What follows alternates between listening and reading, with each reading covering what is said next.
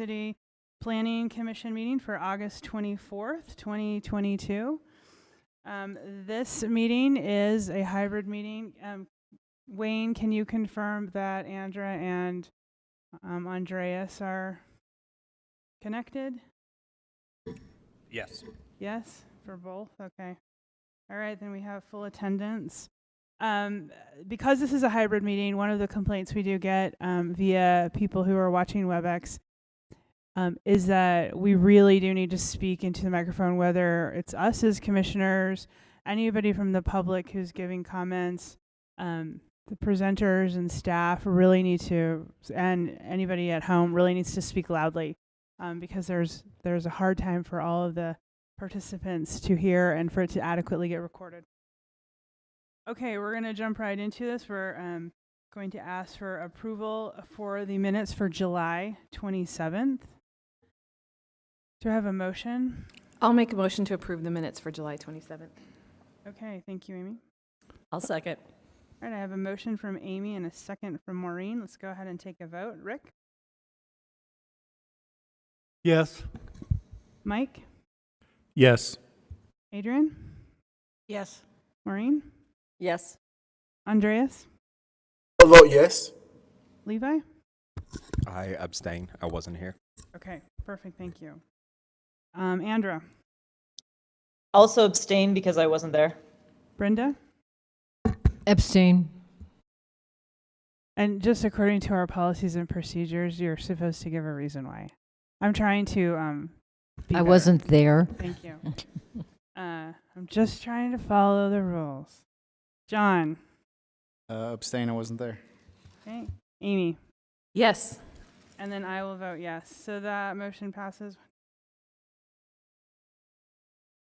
7 yeses and 4 abstentions. Okay, moving on to the report of the chair and the vice chair. I just want to bring up a topic for just some initial thoughts, nothing too major. And that is, hybrid meetings are very sporadic and they're going to be very rare. But I'm concerned that our recent update with policies and procedures didn't necessarily address commissioners' participation and expectation. I personally have some strong feelings about it, but I just want to bounce it off of other commissioners about, if we're in town and we're not sick, what is it wrong to have an expectation that we are here in person if we're having a hybrid meeting? That sounds fine to me. Sounds fine to me, because if I'm in town and we're having planning commission meeting, I'm going to want to enjoy the food. So Thank you to Aubrey for that. It is nice to have them, though, because last week I missed because I thought that I was exposed to somebody that may have had COVID, but I wasn't. I totally did not hear you. Sorry. I thought that maybe I'd been exposed to somebody with COVID. I did tested negative, so I think having them available is nice if you do get exposed still. But other than that, yeah, I would be here if it wasn't to do that.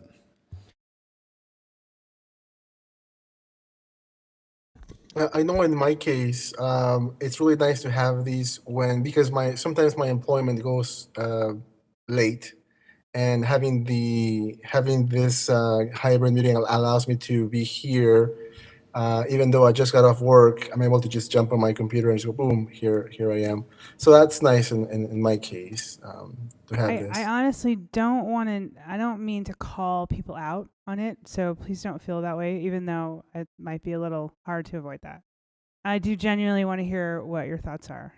They're all valid. Any other thoughts on this? I will, as the attendee that chose virtual, I think in my personal case, it was optimal to be online. From a group standpoint, I think your policy is better. It's one of those times where public policy may diverge from what is most convenient for me. So I think that's a very reasonable policy. Adrian? I think the expectation is if we are having meetings in person, we should be here in person unless we have a health or other compelling reason. So I would just like to propose that I talk to staff about perhaps bringing us a an updated piece on the policies and procedures. I think this is such new territory that we're still kind of figuring it out, with maybe some reasonable exceptions that we might capture, and then we can talk about it in the later discussion in a future meeting, of possibly updating the policies and procedures for that, because right now it's mute. And I don't know, what bag of worms that brings up, so I'll throw that to Nick's corner. Okay, thanks you all. Any report from the vice chair? I have nothing, thank you. Okay, a report from the director, Wayne? No, but we do actually have the real director sitting at the table, so nothing from me today. Yes, I know, but he's coming up in a minute. I don't want to usurp you are the acting director tonight, Wayne. Nothing from you? Is that what you said? No, nothing from me today. Okay. Thanks. Thank you. All right, we're going to move on into the technical director of the planning division, Nick Norris, to talk about the petition initiation for drive-throughs in the Central Sugar House Business District zoning district. I do want to just help us focus a bit prior to Nick starting. Really, the question before us tonight isn't the merits or demerits of a drive-through, is do we want to initiate a petition? If we agree to we want to initiate a petition, then staff will go look at all this stuff and put together issues for us to think about and maybe a proposal or not. And then we'll have, when they bring it back into a full meeting, then we will have a more in-depth discussion. I just don't want us to get too hyper-focused on something that we don't need to be discussing tonight because we don't know what staff will be bringing back. But if you have specific, after Nick's presentation, if you have specific ideas that you would want them to focus on, I think that is relevant if we decide to initiate a petition. Okay, Nick, the floor is yours. All right, thank you. And this will be really, really quick. But this is in response to a request from the commission to look at this issue. And so we provided just kind of some background information on drive-throughs and where they are in the Sugar House. Our ask was specifically about the Sugar House Business District, so that's what we've provided. Is this just zone 1 or What's zone that? 1 and 2? So 1 and 2 have the same land use tables. So whatever's allowed in 1 is allowed the exact same way in 2. Okay. So it's both. And so we put together a, sorry,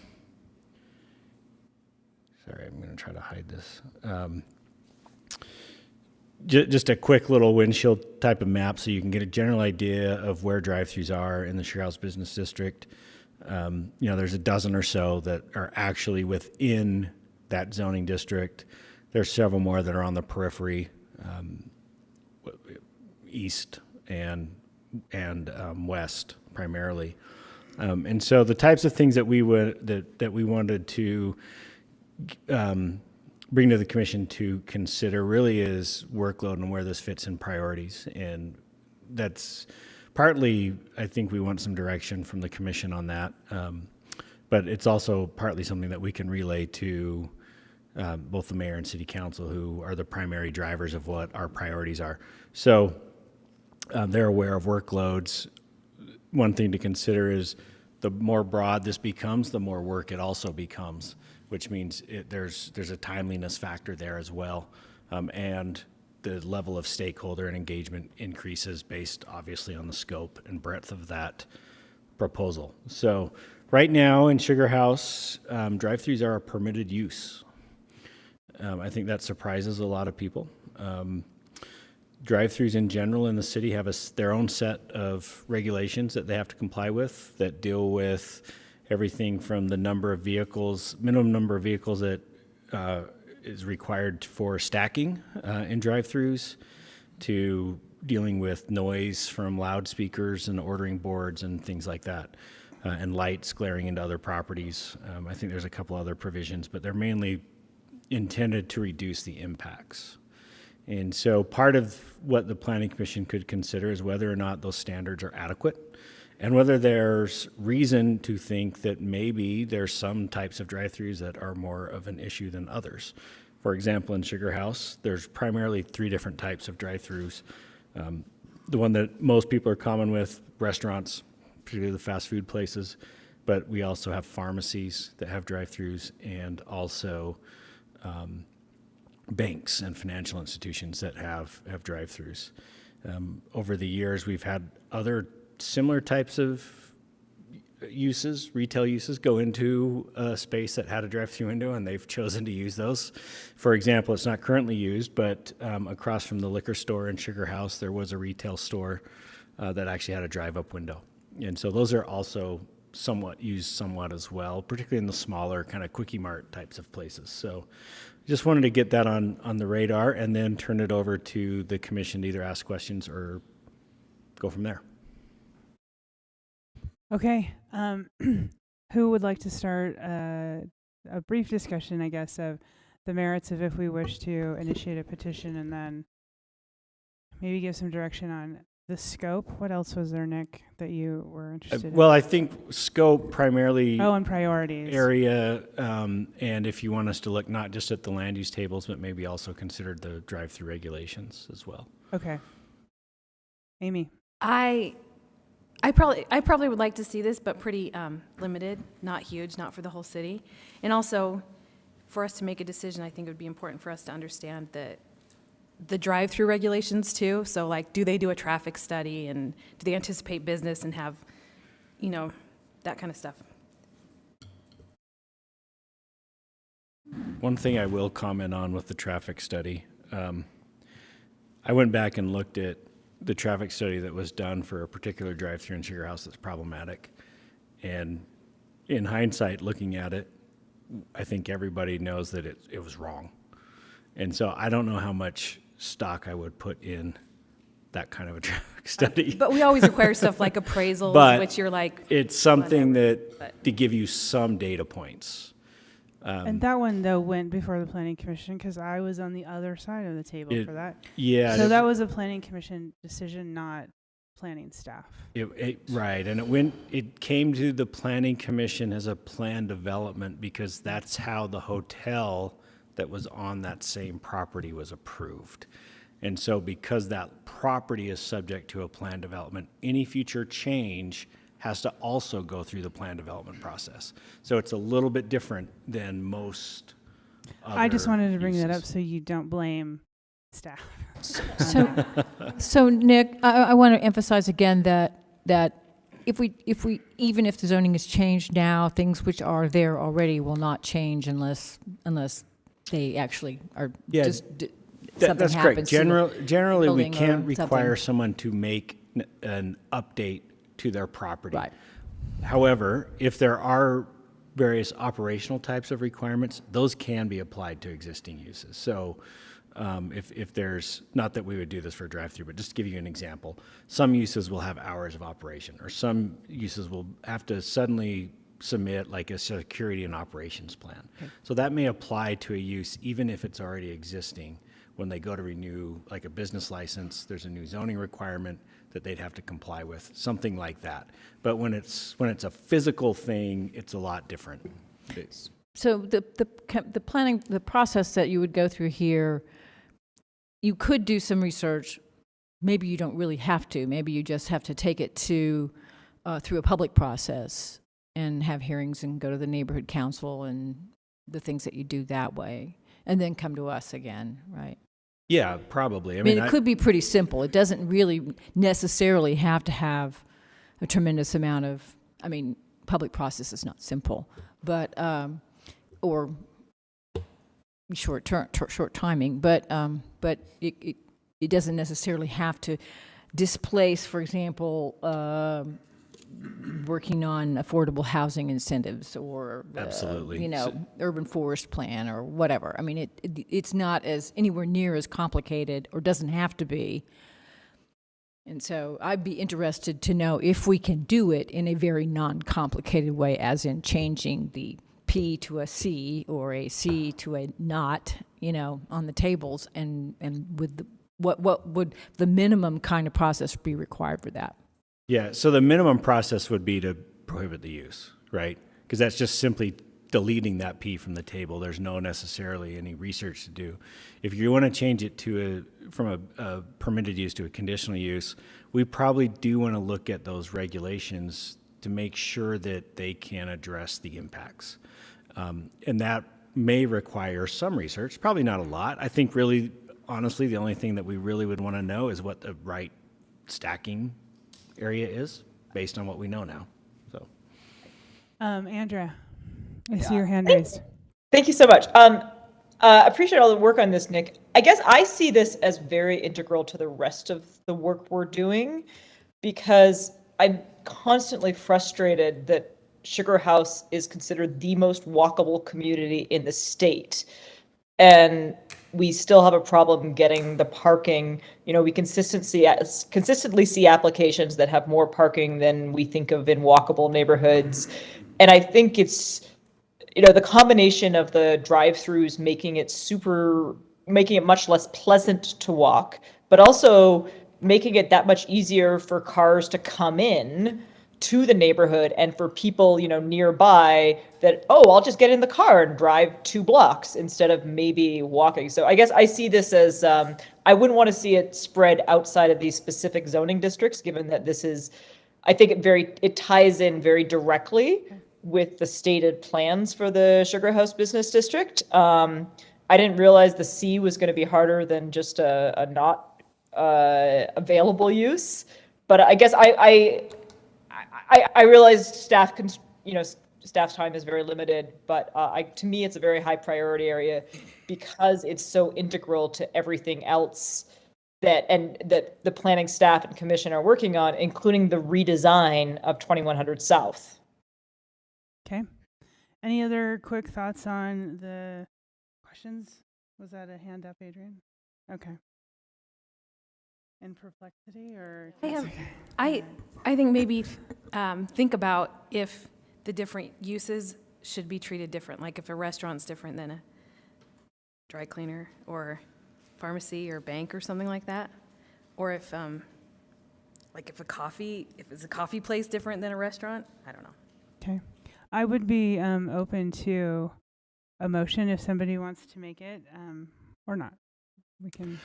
I have one bit of clarification. I would like it stated for the record, because of some debates I've seen on social media about this, that any of these actions would not get rid of existing drive-throughs in the neighborhood. Yes.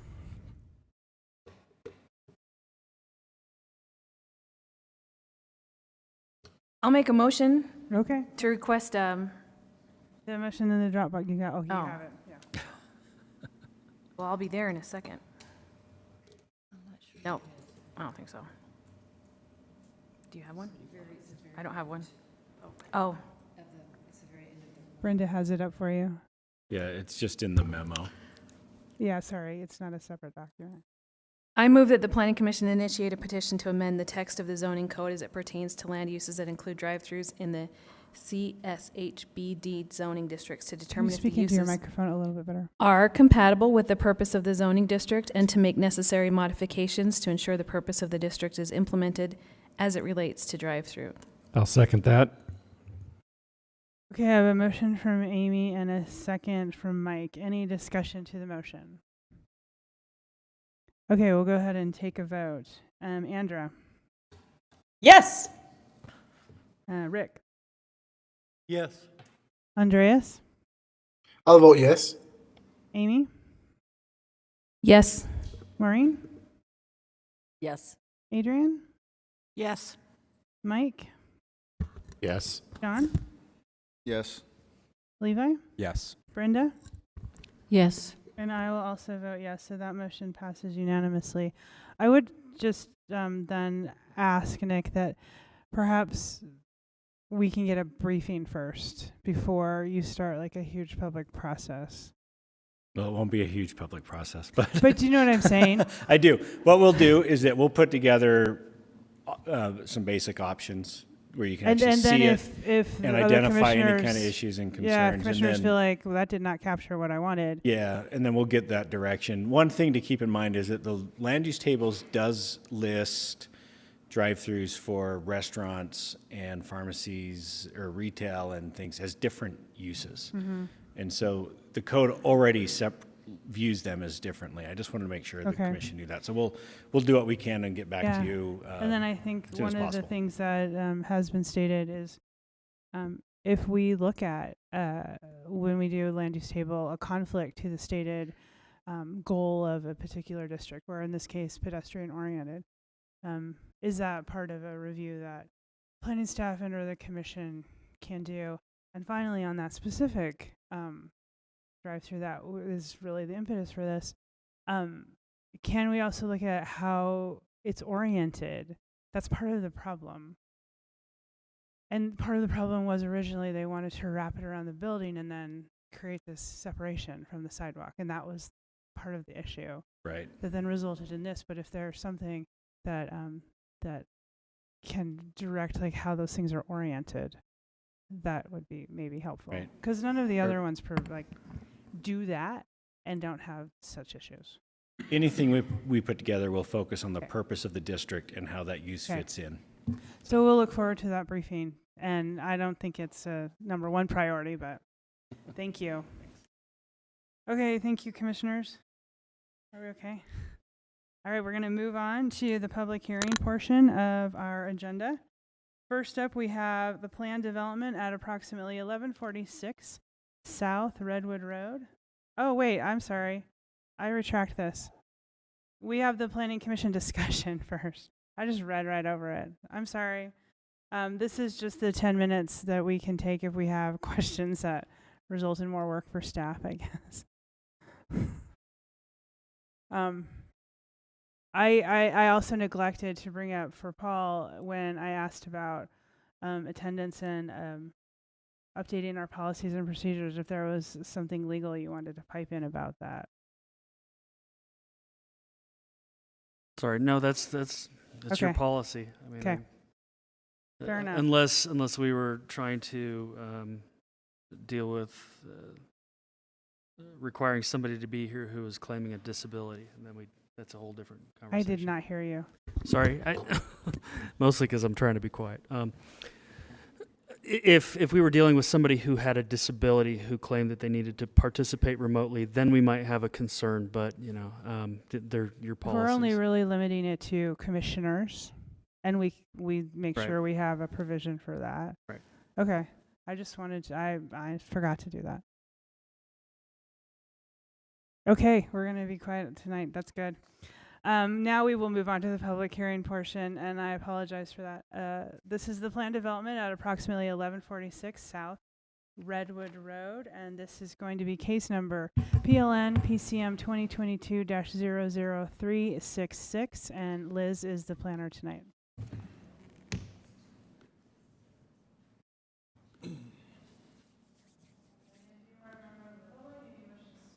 If you're a member of the public and you wish to speak on any item tonight, there's these cards out in the hall that you can fill out and then hand to somebody on the end so that we can manage that participation. Thank you. All right, Liz, you're up. Thank you. So this is a planned development for property located You'll at, have to speak, much better, please. property located at 1146 South Redwood Road. This is a pretty brief description of what the request is. I'll go into depth later on in the presentation. So the applicant is requesting 3 modifications. Principal buildings without street frontage. The applicant has about 9 buildings that are... I'm sorry to interrupt, Liz. I really cannot hear you. You have to be so uncomfortable how close you are to the mic. No, I have a really soft voice. So you have a soft voice. So you have to really be It's uncomfortable okay. because I'm having trouble hearing you.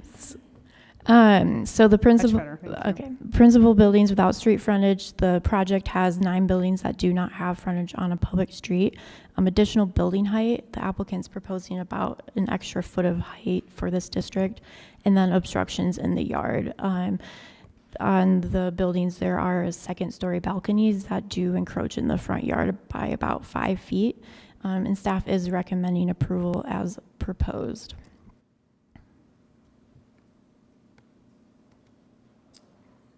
So just a quick overview of the project. So this property is located in the Corridor Commercial District on South Redwood Road, and it's in the West Side Master Plan area.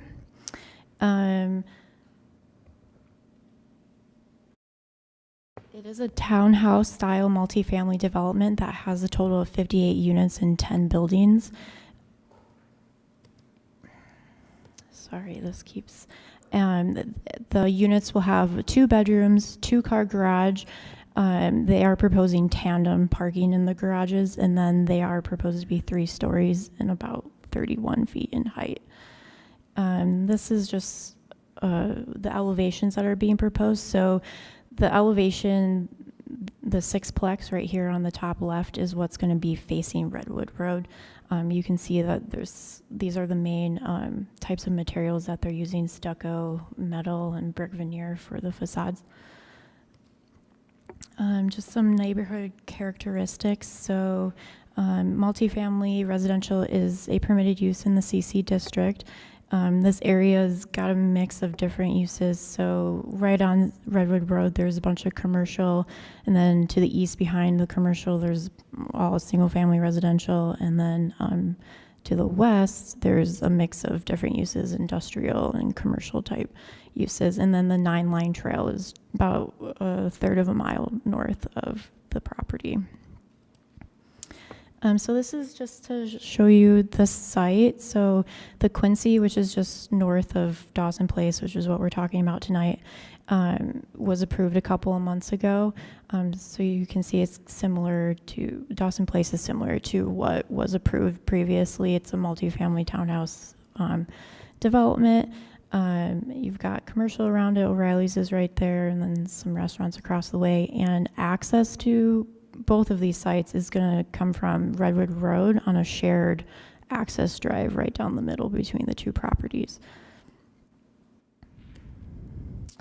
Okay, so for the plan development requests, so principal buildings without street frontage. So the zoning ordinance allows multiple buildings on a property if they all have frontage on a public street, but 9 of these buildings do not. So they are asking for a modification to allow those 9 buildings to not have to face a public street. Additional height, so the CC district allows a maximum height of 30 feet, but the plan development process does allow the Planning Commission to approve up to 5 additional feet in height, and the applicant is proposing about an extra foot of height. It's just the way the roof is designed that gives it that extra height. And then obstructions in the yard. So in code, it identifies allowed obstruction within the required yards. So on this little diagram, you can see the 2 large red lines are the required front yard. And they have proposed balconies on this building that encroach that front yard by about 5 feet. So the yellow, if you can see it, the yellow lines are pointing to where the balconies are on the site plan, and then the pictures are showing what the balconies will look like from the front and the side. So they are requesting a modification to allow these 2nd-story balconies to encroach into that front yard. So again, staff is recommending approval as proposed. It does meet PD or plan development standards and generally meets zoning standards, and you are getting an enhanced product with these modifications that they are requesting. I'm happy to take any questions that you guys have now for me. Thank you, Liz. Any questions for staff at this time? Okay, it doesn't look like we have any, but that can change. The presenter is Alec Myers. Are you, Mr. Myers? Okay, if you would just state your name for the record, really be uncomfortable close to that mic. Sure. And then you can have up to 10 minutes, but you don't need to take that much. I respect your time, so I probably won't take that. My name is Alec Myers. I work with Manifest Development.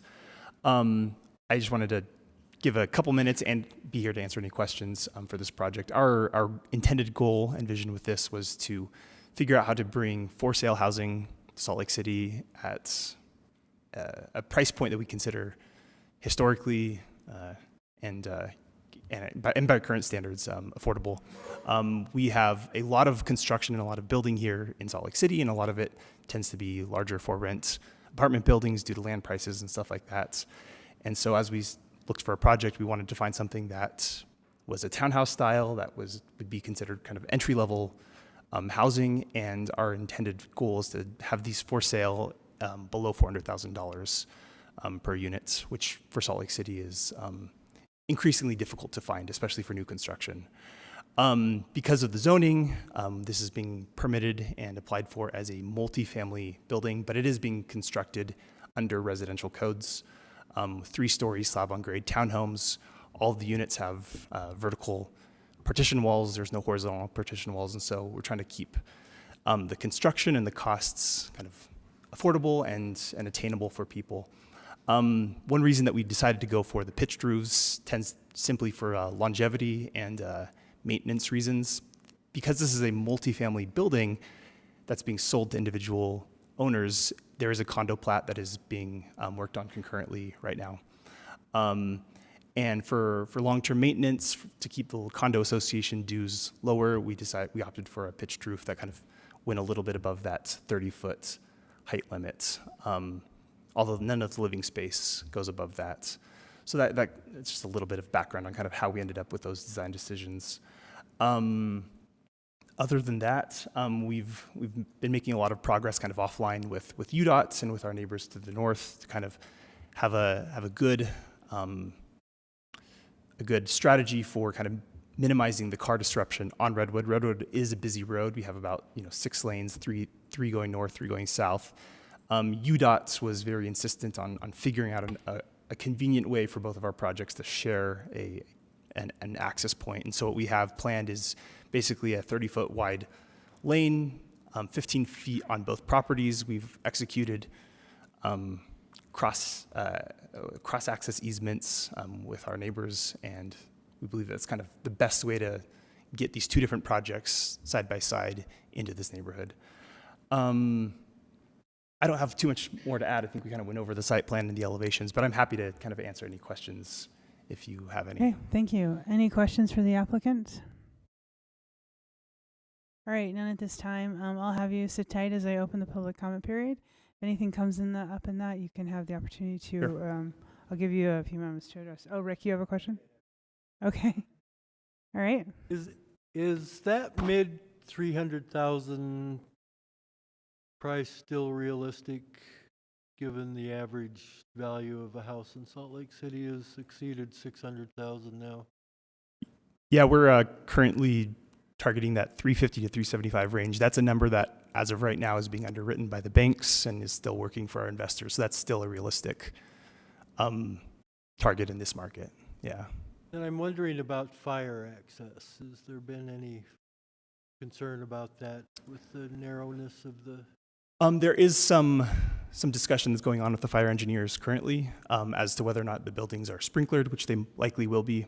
I believe our neighbors, CW to the north, is sprinklering their buildings. There was a little bit of discussion as to whether or not ours would be. The fire engineers tend to always err on the side of being conservative and careful, and so the buildings will likely be sprinklered. The fire access road, that the main drive that runs up and down, is about 600 feet deep. It includes a hammerhead at the end, and it's 30 feet wide, which does exceed fire department regulations. For fire access roads that are greater than 500 feet and less than 750, they require 26 feet. We went to 30 feet, and so we have, as far as the dimensions and stuff of the driveway and the turnaround, the fire department's pretty happy with it. I think the last question that's currently being answered right now offline has to do with sprinklers. Okay. All right, with that, I'm going to open the public comment period. Do we have anybody here from the community council of that area? Okay, now I do have a card from Ian Cahoon. Yes, Ian, if you'll have 2 minutes. You'll step up to that lectern, right? Nope, just there you go. Yeah. And unfortunately, you'll have to bend down, but state your name for the record, and then you'll have 2 minutes to give your comments.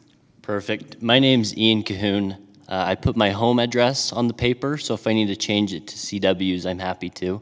I'm here to address or represent them. We're all for the project. We feel like it complements the Quincy really, really well. Adds more revitalization to the west side. Like we talked about earlier, affordable housing is big, and I think both of our projects really address that. As far as I'm aware, there's a transit station just right across the road or very, very nearby. So I think it adds a lot to the public transportation and use of that transportation as well. And then, as we talked about earlier, there's that 9-line trail just down the road, and being able to access more public transportation, especially at a more affordable price, as well as that 9-line trail, we feel like really adds to the neighborhood, and we love and support the project. Okay. Thank you. I appreciate your comments. Anybody else here tonight wish to speak on this item? Anybody that sent an email? Nope, we don't have any emails that have come in. Any, I guess, hand raised via hybrid? No. Okay. With that, I'll close the public comment hearing and bring it back to the commission. Any final questions or thoughts for staff and or applicant? And if you're Andreas or Andra, I'm not always looking at the screen, Andra, so don't count on me seeing you wave a hand. You might just have to pipe up. No problem. Thank you so much. Thank you, guys. Brenda, did you have something? Yeah, we have a letter from O'Reilly Auto Parts next door, raising some issues about their visibility. Have you got any thoughts about that? We haven't, they haven't reached out to us to discuss it at all. So yeah, no, nothing off the top of our minds. We'd be happy to touch base with them. I do understand that, for many years they've had, at least for the southbound traffic, kind of unobstructed visibility of their signage and of their storefronts. I think from our point of view, we've tried to kind of meet the zoning, setbacks and stuff like that with at least the building face. I do believe they have a pretty tall sign in there, just on the inside of their property line that probably jets up above the roof line. I'd have to go. Do you have a fence along that property line?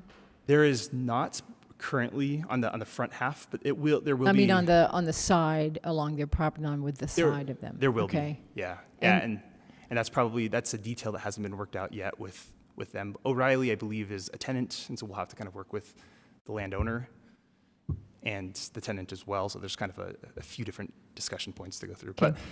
But currently on that south property line, the back half has about a 5-foot fence, but it's slatted. It's metal, and so you can kind of see through it. There's some visibility. Well, the back fence in the back is not really the issue. It's the fence that would go on the south side, in the front. Yeah. Oh, sorry, by back half I meant it's 600 feet along that south side. The back 300 feet of it are currently fenced, and we intend to match that. But the south side along the street, not along the street, but perpendicular to his street could be an issue. Yeah. That might be helpful. Okay, thank you. Mike? A question for staff. Oh, go ahead, Andres. I wonder, is there a community council in this area? And if so, was it presented to them? And if so, was there any response from them? Yeah, they did have a meeting with the applicant a month or so ago, and there should be a letter in the staff report packet from them in support of it. Thank you so much. Yeah, I was out of town, but my business partner attended the meeting and said that it was mostly pretty favorable overall. Mike? I'd like to make a motion. Please. Based on the information in the staff report, the information presented, and the input received during the public hearing, I move that the Planning Commission approve the plan development request for Dawson Place, located at 1146 South Redwood Road, as proposed. I'll second. Okay, I have a motion from Mike and a second from Maureen. Any discussion to that motion? All right, let's go ahead and take a vote. John? Yes. All right, Amy? Yes. Levi? Yes. Andra? Yes. Adrian? Yes. Andreas? I'll vote yes. Rick? Yes. Maureen? Yes. Mike? Yes. Brenda? Yes. And I'll also vote yes, so that motion passes unanimously, and good luck, you're off and running. Thank you. Thank you for your time tonight. All right, moving on to our second agenda item. It is Lotus Alchemy, design review and plan development at approximately 1828 and 54 West, 700 South. This is case numbers PLN PCM 2022-00442 and PLN PCM 2022-00489. And Chrissy is the planner on this tonight.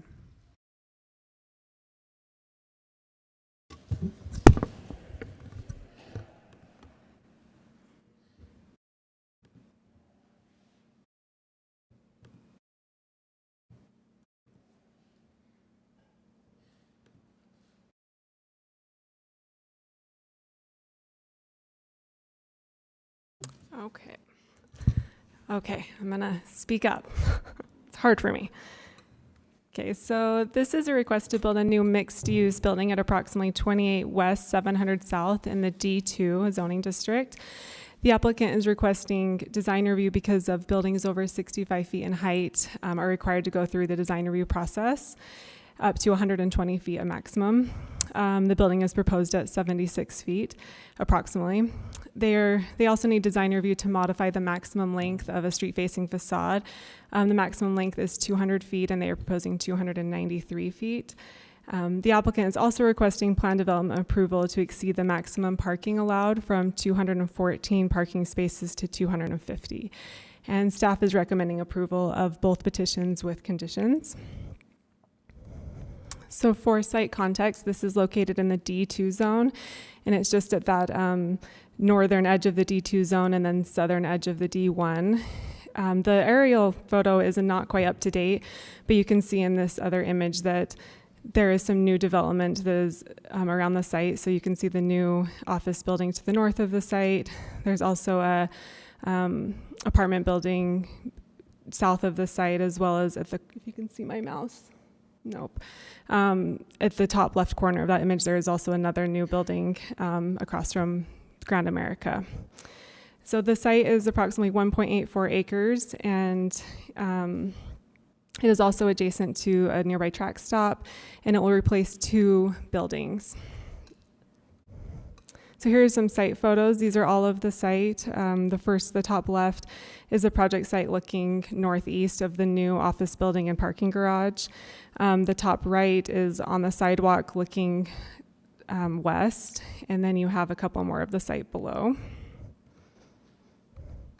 So just for a project overview, the project is a six-story building above ground, 214 units. There's approximately 9,750 square feet of commercial and 2,000 square feet of lobby space. The building's street-facing ground level facade will consist of a light stone veneer base with floor-to-ceiling ground floor windows.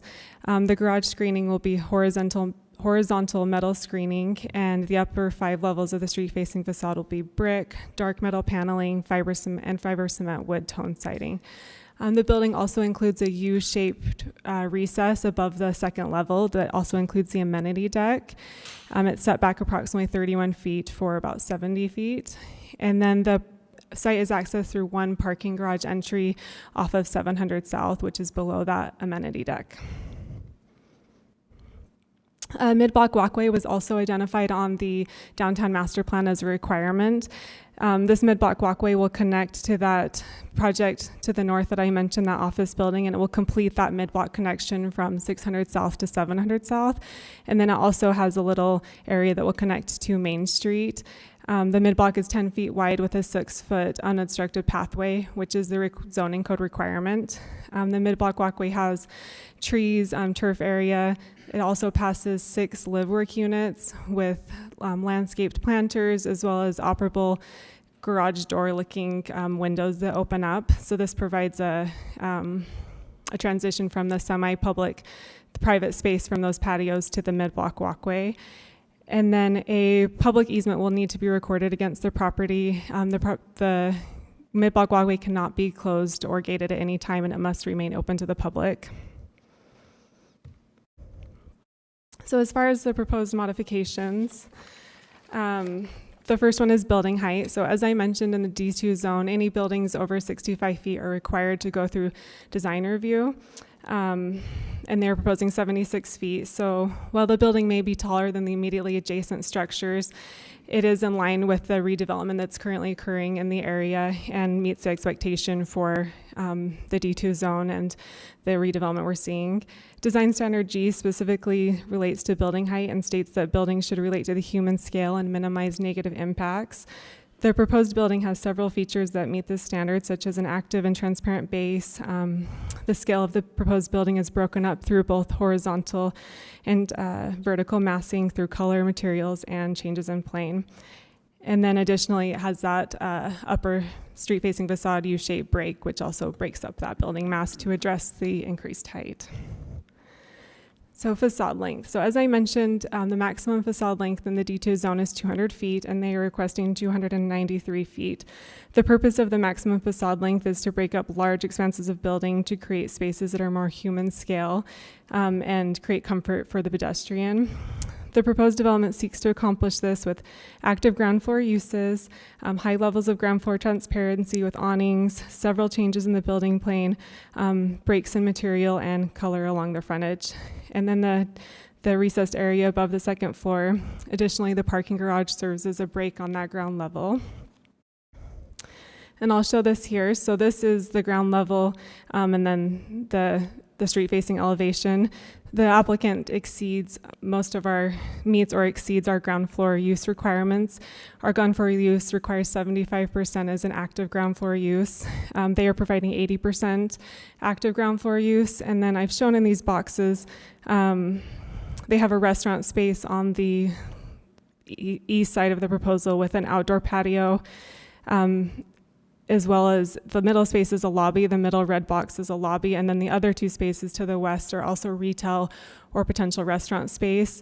That is a highly active ground floor use that we typically see a lot of lobbies and leasing areas as the ground floor, and this provides a much more active ground floor than we often see and is required. You can also see on this lower graphic that there is landscaping proposed, as well as several streetscape features like benches and tables. Those would be required to be reviewed as public way encroachment permits, so they will be reviewed at a later time for applicability, but they are proposed and the applicant is willing to do those. I also wanted to point out along the parking garage entrance, there is a wall that is not as interesting, and they are proposing landscaping in front of that wall. And then you can see the outdoor dining patio with more trees and on the side than is required by our code. And then exceeding the maximum parking. So in the D2 zone, the maximum parking is equal to the minimum.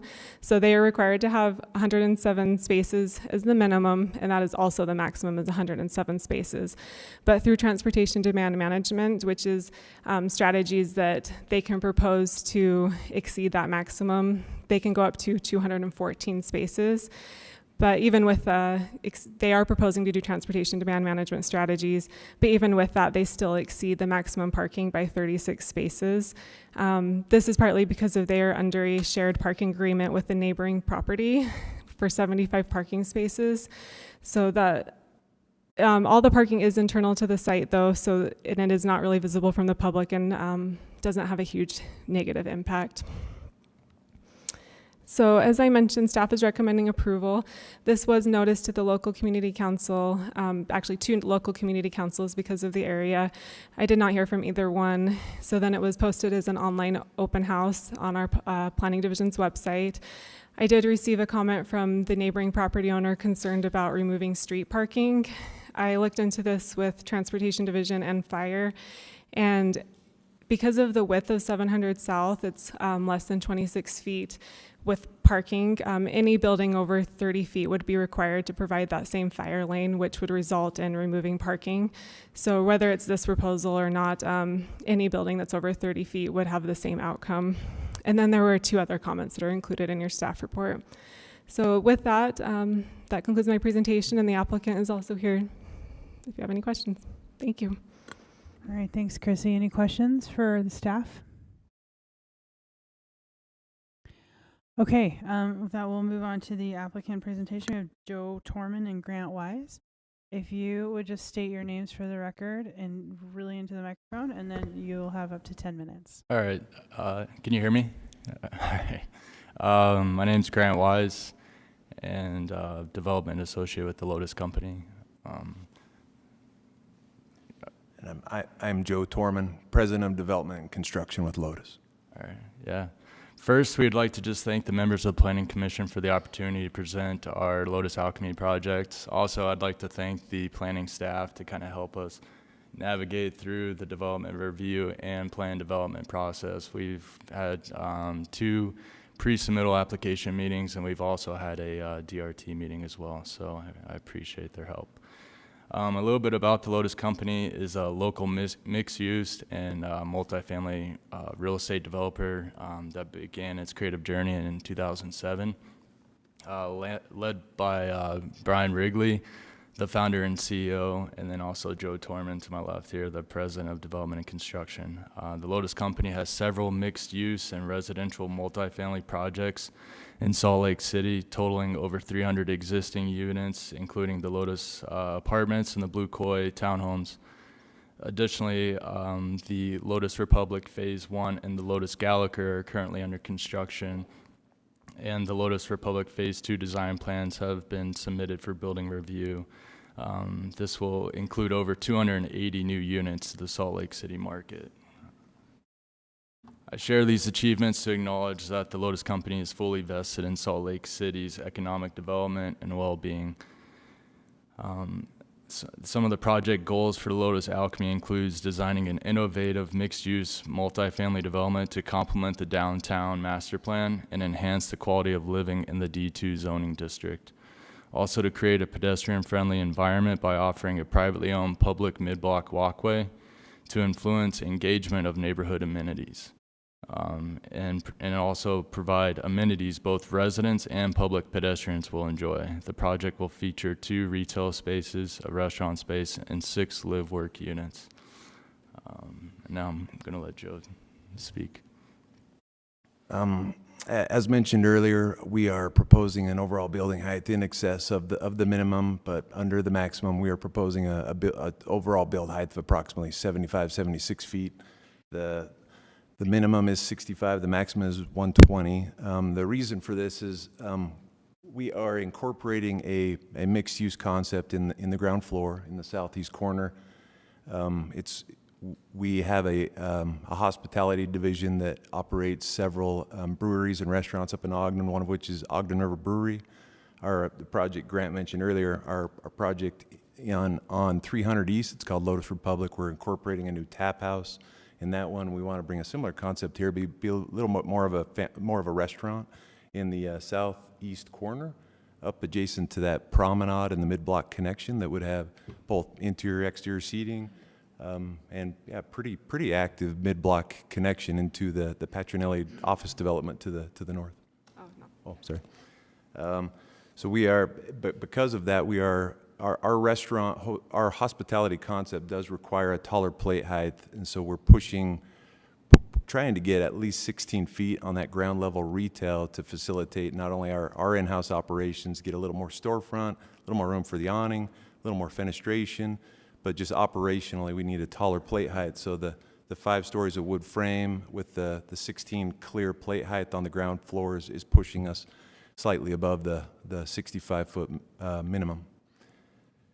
The other project goal was to create a pedestrian-friendly environment by offering a privately owned public mid-block walkway to influence engagement of the neighborhood amenities. That's the live-work units that we aligned along the east side of the development, as well as the restaurant concept in that southeast corner. We hope between the way it opens up on that southeast corner and kind of funnels down into like a really fun, unique live-work mid-block experience, we think it's going to be pretty active, pretty unique, and yeah, have some great curb appeal. We're also proposing a green bike station right on that corner as well.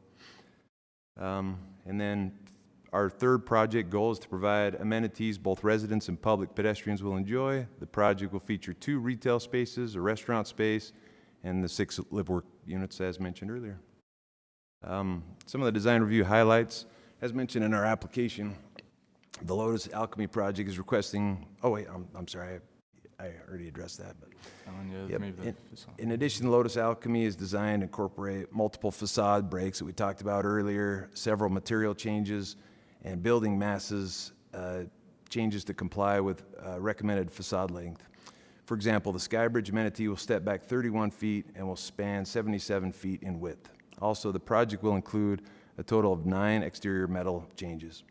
So again, as Grant mentioned earlier, we've been through a few different pre-submittal applications where we tried to incorporate as big of a facade break as we could by incorporating the Skybridge and the break in the retail to kind of separate it into 2 big building masses, which we think will come off aesthetically. We think it'll be a great transition.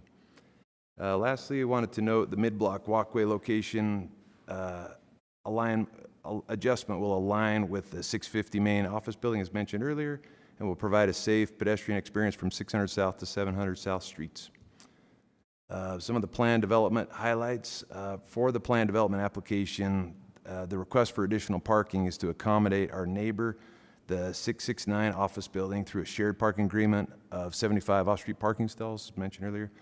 The Lotus Alchemy development is determined to support the downtown Central 9th master plan vision of transit-oriented development and providing convenient access to the nearby public transit, the track station on Main Street, participation in a bike sharing program, and a public mid-block walkway.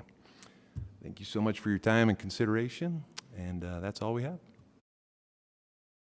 Okay, commissioners, any questions for the applicant? Yeah, I have just a simple question, but the height of the fence between the Mid-Block Walkway and the cafe area, what is it? I can't find it anywhere on the plans. What is the height of that fence? How tall is it? I can answer it. It has to be 6 feet, and that will be a requirement. Sorry, say again? 6 feet. It's 6 feet tall? Mm-hmm. So how are we activating that Mid-Block Walkway if we can't even see the diners beyond it? Oh, you mean the fence at the restaurant? Sorry, I thought you meant the fence along the property line. No, not along the property line. Actually, between the tables and chairs and the actual walkway at the Mid-Block Walkway. Yeah, that would most likely be probably like 3 feet or so, like just something. It's okay, just can like, we just make sure that is what that is? We could address something it, like that, because we landscape don't plan. want what we don't want is a 6 foot fence. Yeah. Between your activation and your walking along. Yeah. Okay. No, thank you. Thank you. Any other questions for the applicant at this moment? Okay. I will move on to the public comment period. Hang tight. Anything that comes up, I'll give you the chance to address it. So we're going to open the public comment period for this agenda item. I don't have any cards. Is there anyone in attendance that wishes to speak to this? Okay, any hand raised for the hybrid environment? Any comments received? Okay. With that, I will close the public comment period. Nothing for you to address. Any final questions or thoughts for staff and or applicant? Well, I'm not really very happy about increasing the maximum parking. I'm assuming that the office building next door was also built to parking standards, and therefore why would they need an extra whatever it is? So why are we building, even more than it's possible to build? I don't understand this. Because it's not just a matter of hiding it inside the building, it's also a matter of creating incentives for pedestrian and transit so that we don't have as much parking. But if we have, 2 parking spaces for every, or 1 parking space for every unit, or more than 1 parking space for every unit, then we're really sort of perpetuating the whole the car is king attitude in downtown Salt Lake. Any other thoughts or discussion? Mike, did you have something? So this building is proposed to be like 1.5 times the length of what's allowed, and I realize that they've made some improvements to their project with fenestration and change of materials and that kind of stuff. You have to speak in the microphone a little But bit. I also think that some of the accommodations that are considered with this project are things that were considered, that were talked about for affordable housing. Like, if you build affordable housing, we'll let you have a longer building, or we'll let you have a taller building. And there's, the trade-off on this project seems to be like it was thought about, like there's a change in materials and there's fenestration and that kind of stuff, and maybe additional vegetation where the building is so long.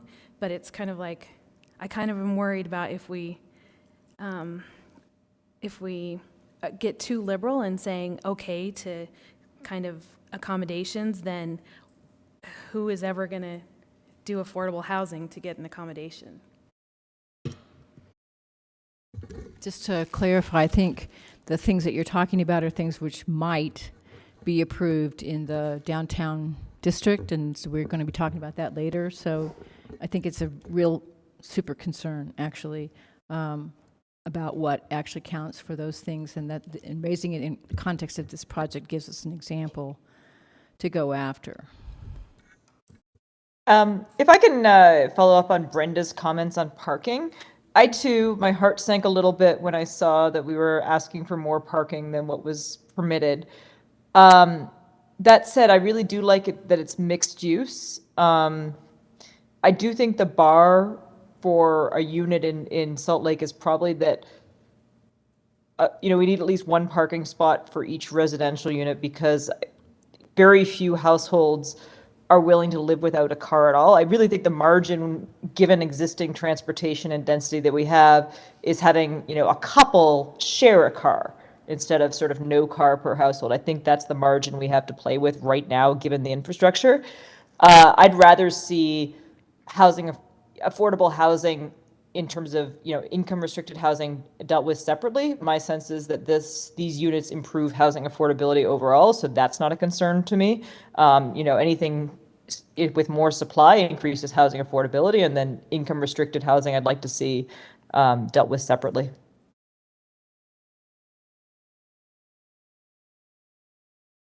Do we have section of this building in our report? A section through the parking garage or anything like that? Is the parking garage, the ground floor of the parking garage, the same as the ground floor of the building? There's not a section. It's just the site plan levels or the floor levels. Right. So is the ground floor of the, it seems like you it's have to go split. up or down? Yeah, you have to go up. So, the retail is about a 16-foot plate, and then Right. you ramp up, and it's a 10-foot plate on the parking structure, 10-foot plate below. Okay. And there's an internal ramp. Okay. So, Okay. yeah. So sort of a split level Yeah. behind the, Uh-huh. so thank you. That helps a great deal. And so what I'm getting at actually is that over time, we may want to convert parking spaces into retail areas, but if we have a split floor like that, it makes it very, very difficult to do. Okay. I guess I have a question for the applicant. What is the relationship with the office, and why are you requesting more parking for that? Great question. I was hoping to answer that. So when we purchased the west lot, it was a transaction with the owner of 669, which is, if you study it closely, is dramatically underparked. Their existing parking lots to the north, and the size of the building relative to the amount of parking provided there was dramatically under what they needed. They were parking some of that on that existing east lot relative to their current location.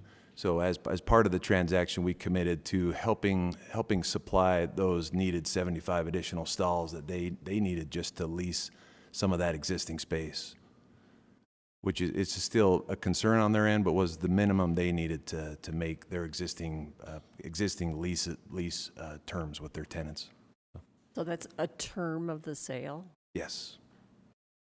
That's like if you tear a house down, you have to replace that housing. Like if you tear a parking lot down, you have to replace the parking lot, I guess. I don't love it. If we're going to talk about the fact that we have a lot of more parking than is really not only required but maybe essential, can we also talk about perhaps negotiating with the owner of the business next door who is going to be suffering a great deal because of your project, where this on-street parking is gone. And there may be some way of leasing or another way of mitigating the lost parking as a part of your parking garage, especially if you're already going to be admitting people into the parking garage who are not residents. And I'm assuming that your parking garage will also have retail area parking. Is that correct? That's still undetermined, because we have looked at a few different options to allow individuals into the parking structure and the public into the parking structure. We'd have to create a second level of security, a second level of doors. That's correct. That are That's open what during I'm. That's business why I'm hours. asking the question, That because is I'm assuming that exactly you what have, if you have a restaurant or some other thing there that you're going to have to, and there's no on-street parking, you're going to create a problem for yourself and for your tenant as well, without having some kind of public access parking there. That is correct. We've been looking at a few different options with our architect, KTGY, on how to kind of create those second layers and kind of two tiers of access control into the structure. That's exactly what we're doing on our Republic project that's just in for final permit review. We're still working that out because we want to make sure we make it available for the public without compromising the security to the structure itself.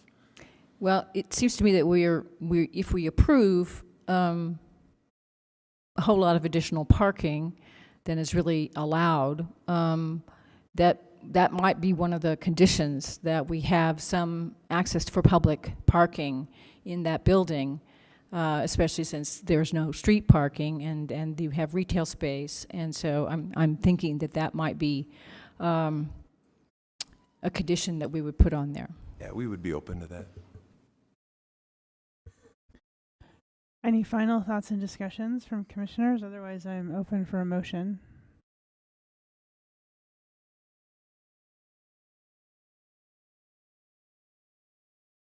I do want to make a quick comment. Yeah, I go hear ahead. everything we're saying about parking, and I've lived in really large cities where there was very good, reliable public transportation. And at that point, I was kind of like, yeah, parking is not that important. Having lived in Salt Lake City myself for a long time, I would not take public transit to work, as I don't, because it would take me 2 hours plus to make to work, I'm sure. So I'm not too concerned with parking. I like the design, and anyway, just wanted to share my thought there. I think it's very well thought out. Thank you. Thank you. Thanks, Levi.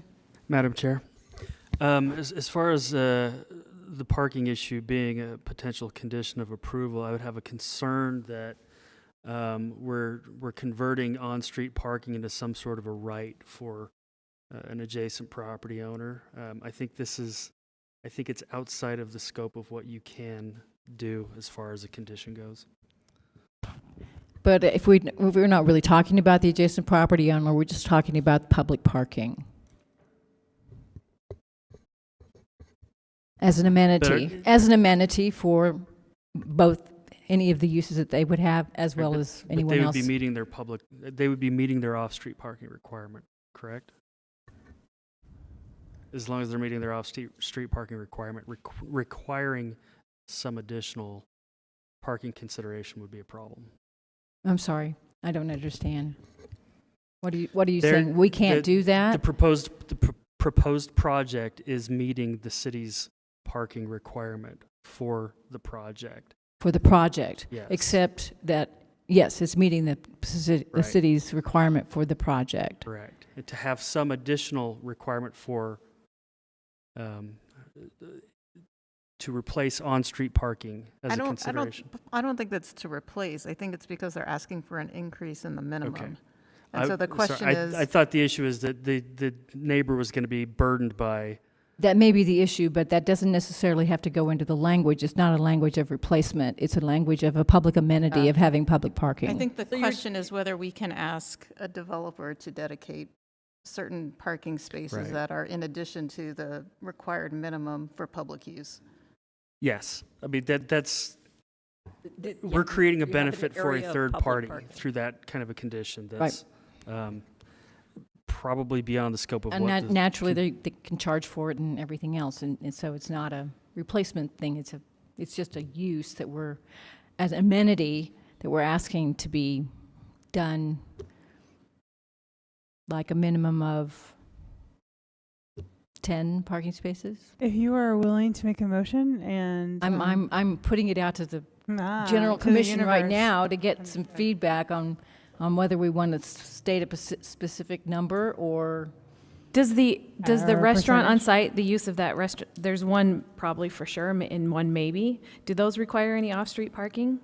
Not in the D2, just the Okay. residential does. So that's the thing, like sometimes there's a benefit to being in a mass transit area, like you're downtown and there are buses and, you know, the train and stuff like that, but then you also want the benefit of getting additional parking too. And it's kind of like choose a side a little bit. Okay. And then, and any type of conditions or language, then Paul can vet and approve before we do any voting. So let me ask the applicant, if we were to do something like this, how many parking spaces would you be willing to devote to public parking? Assuming that public parking would be paid parking and you would benefit somehow from it. Is there a way we could word it such that we would be able to capture the office hours of 669 and make them available at certain hours, just so that we make sure not to overdo the minimum? Because if 80% or more of 669, if those office hours are 9 to 5, and we made those available from 5 or 6 to 10, would that still work? I don't know that we have to get into the weeds of that. I think We that want is to. up to you. I mean, I guess for our terms, I'm thinking public parking is included in your dedication to 669. And that, yes, after hours, that's probably when the public would be parking there. Right. I don't know that we want to get so minute that we're dictating your hours of when who can park where. We just want to make sure we can park our tenants first and foremost. So. Yeah, so I mean, that's an operational issue that. Well, I you don't would want to be undertake. unclear. So is the parking that's set aside for the office building, is that would not be considered public parking because it's set would aside for consider the that, office? because they're going to be parking there during office hours, and especially if we're thinking about a pub or whatever, then yeah, those, I consider those to both be public. That's my answer to that question. Okay, so that would assume, I'm trying to think of it in my head here, that you would have a specific area for those folks parking in there, whatever time they park there, a key card or some other that just goes into that specific area, as well as public parking that would be able to park there. Would that violate your agreement with those guys? Yeah, I mean, I think they could set hours. Like after 6 p.m., this is open to the public at large. And when if it's paid parking, it's paid parking. But that we're not dictating the hours, that they can separate those things. Are we okay saying that they have to consider options and present them to staff and demonstrate that they're providing some public use of the parking, and let I like that. That's probably reasonable. I think that's a good everybody idea. work it out at a later date? You work it out. Fight amongst yourselves and then leave us out of it. Yeah, Okay. I like that. Okay. Okay, Madam Chair, I would like to make a motion. Okay, thank you. Based on the findings listed in the staff report, the information presented, and the input received during the public hearing, I move that the Planning Commission approve the design review, PLN PCM 2022-00442, and plan development, PLN PCM 2022-00489, requests for the project located at approximately 28 West, 700 South, with the conditions listed in the staff report, plus the following modification, that a portion of the parking area will be dedicated or strike dedicated. Available. Available, thank you, will be available for public use, period. I'll second that. Okay, I have a motion from Brenda and a second from Mike. Any discussion to that motion? I would just add that we defer to staff to approve the details of. I would, I'm going to accept that. Public- Do you as a friendly accept that amendment. friendly Yes. amendment? Mhm. Okay. That friendly amendment is accepted by Brenda. All right, we'll go ahead and take a vote then. John, Yes. Brenda, Yes. Maureen, Yes. Andreas, I'll vote yes. Levi, Yes. Andra, Yes. Adrian, Yes. Amy, No. Mike, Yes. Rick, Yes. and I will also vote yes. So that motion passes. 10 yeses to 1 no. Congratulations, you're off and running. Thank you. Thank you. Thank you for your time tonight. Thank you. Okay, moving on to our next agenda item, we have design review at approximately 370 South West Temple.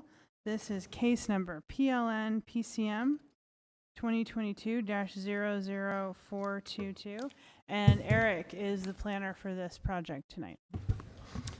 Good evening. Yeah, so this is a design review for a proposed hotel on a shared piece of property at 370 South West Temple.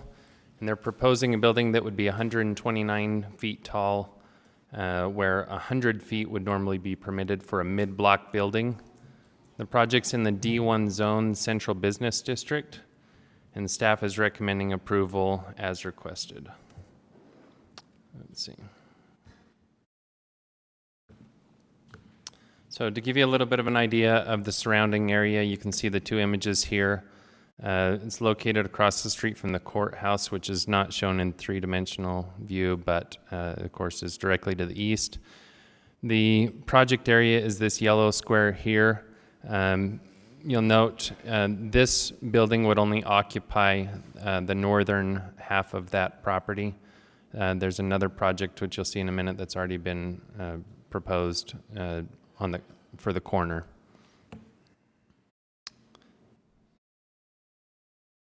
So this shows some of the surrounding development with this two-story building to the north, the federal building across the street to the east.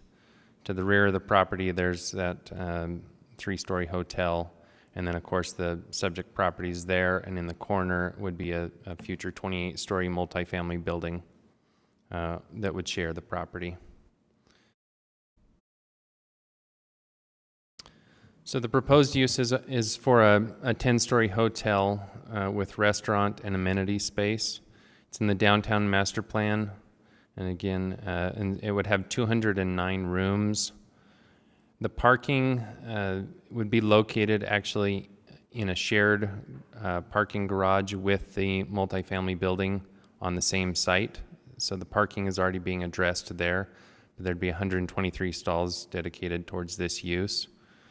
The exterior materials are brick, glass, two types of architectural metal panels, and then plaster on the one side ground floor.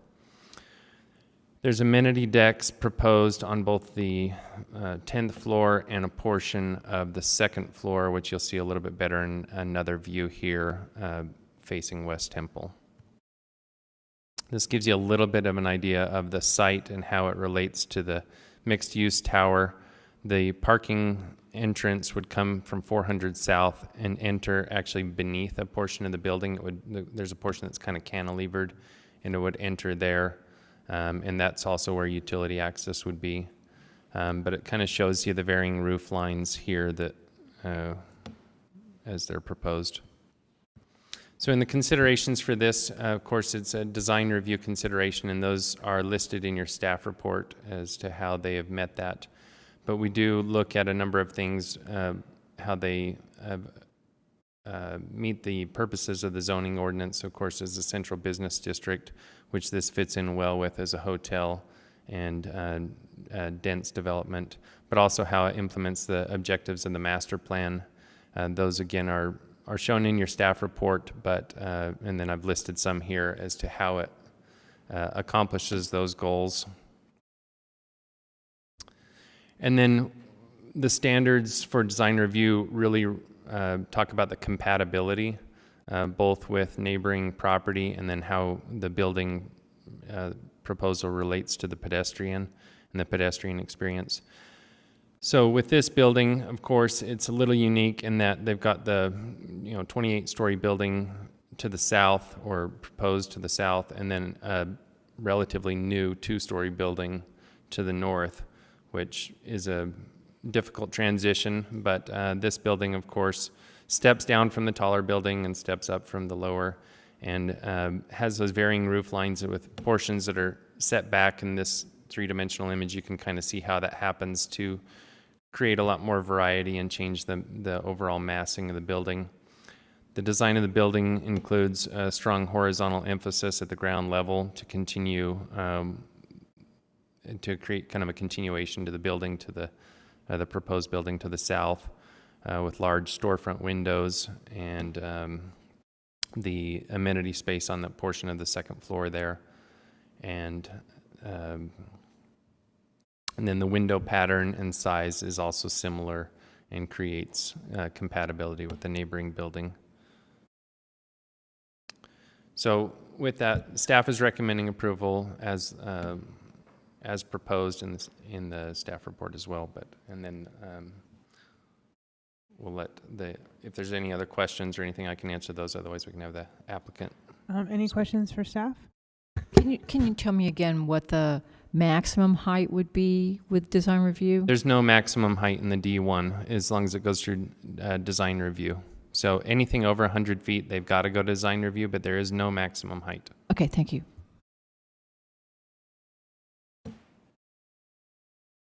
Thank you. Doesn't look like. Hold on. Sorry. Doesn't look like we have any other questions for staff, so we'll take it to the applicant. Is it Michael Glenboski? Yes. If you would just state your name for the record, and then you can give us your presentation. I'm Michael Glenboski. I work with Domain Companies, the development manager for this project. We're the group that also did the exchange out here behind us. I sat before you guys for that, if you were here 3 or 4 years ago when that was, so thank you for your time tonight. I'm here to answer your questions more than present. We're excited about both of these projects. We're excited to bring a new hotel to this market. Some of the struggles with the design of the hotel is trying to build in all the amenity spaces that the hotel needs to function. It's ground floor ballroom, restaurant, meeting spaces, which take a little more height. So our first floor does have a 20-foot floor height, similar to the last project where they're talking about that base building height, being very active with the lobby entrance in the restaurant. Then we have our guest room floors above that, and then on the top we have another terrace with a rooftop bar. We did our best to set that mass. It's about 42 feet back from the street wall facade. You can see it up there on the top of the building. Our actual roof line height is 112 feet. So that's, again, I think the mid-block height is 100 feet, if that's correct. So again, so that's just the trigger point for design review. Okay. Not necessarily we're here because of that additional height. And adding that rooftop box, again, we set it back 42 feet from the front wall, which is at 112 feet. So. Okay. Any questions for the applicant? Can you just explain the relationship to the building to the Sure. west? That's where your parking is, right? Correct. And that's a separate project? Correct. But it's attached? It's not technically attached. No? They're two separate buildings. Okay. So there's the fun part with this site is our neighbor, the little building to the north, his graphics company, his house there. He has an easement that runs through our site that is, he's never used it, but he has the right to have this driveway that goes through our property so he can exit directly to 4th South. And so that's why we have this sort of tunnel on the backside of our building, which we're also using as our means of servicing the buildings and the driveway and the parking garage. So we have an easement with him. So he's excited because he now has a paved driveway. Right now it's just grass. He already has a back gate, but he's, again, never driven that way. So It would be valet parking, so guests would come up to the lobby, valet would take their car to the garage. So the guests would not actually be accessing the garage, it would be valet. The residents of the residential tower would drive directly to their parking spots. And we did a major parking study for this, so that's how we landed on the size of the garage. It's roughly 342 spaces, so 123 are dedicated to the hotel. To the hotel? Okay. Okay, thank you. Mm-hmm.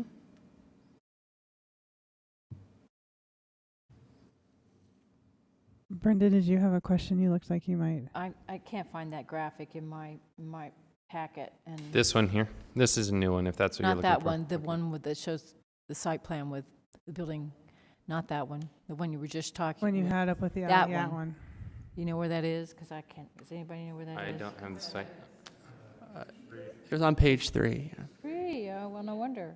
I'm way back in this weeds back here. Thank you.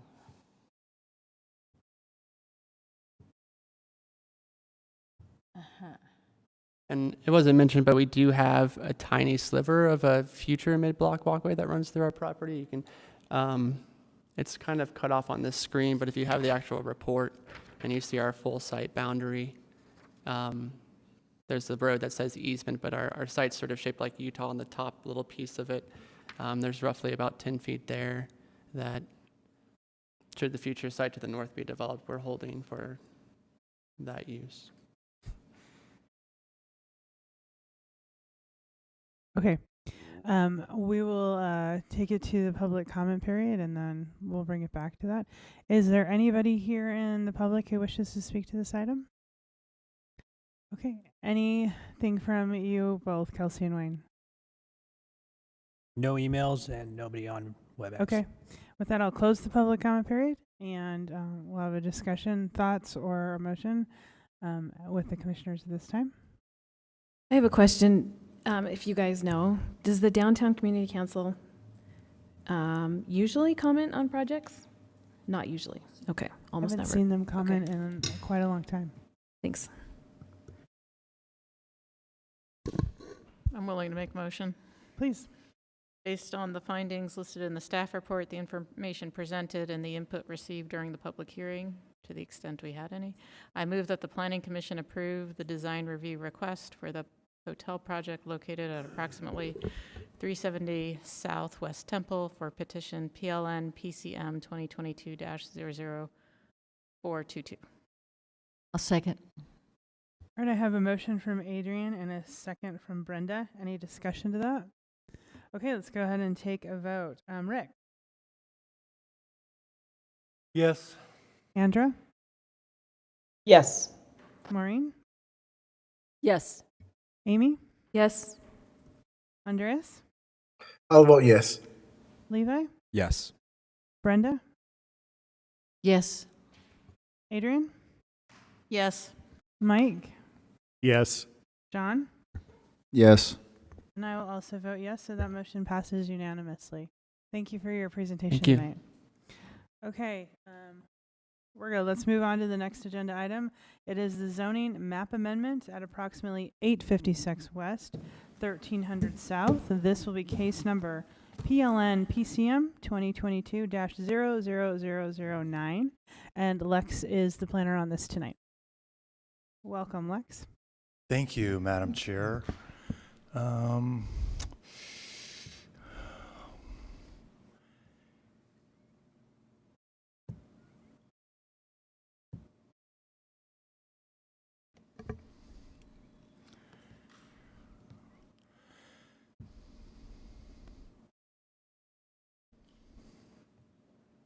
Yay. There seem to be technology challenges these days. Good evening, Madam Chair, members of the Commission. This is a request for a rezone at 856 West, 1300 South. Jordan Akin is the petitioner, and he is requesting that this property be rezoned from the existing zoning of R15000, which is a single-family residential district, to the FBUN2, which is the form-based urban neighborhood district. and he has indicated that he has the intent to build six single-family attached residential units on this property. Planning staff is recommending denial on this request. This is in your packet. It's kind of hard to see up on this screen, but here on the left, the property outlined in the yellow is the subject property. And all along this block face is essentially single-family homes. Yes, there is some commercial development across the street. There's some on the corner. I would contend that this commercial development, which is facing the Sorensen Unity Center, is oriented towards the intersection of 9th West and California Avenue. Here on the right is the current zoning, and you can see that, well, you can't see there we go. You can see that this subject property is in a C of R1 5000.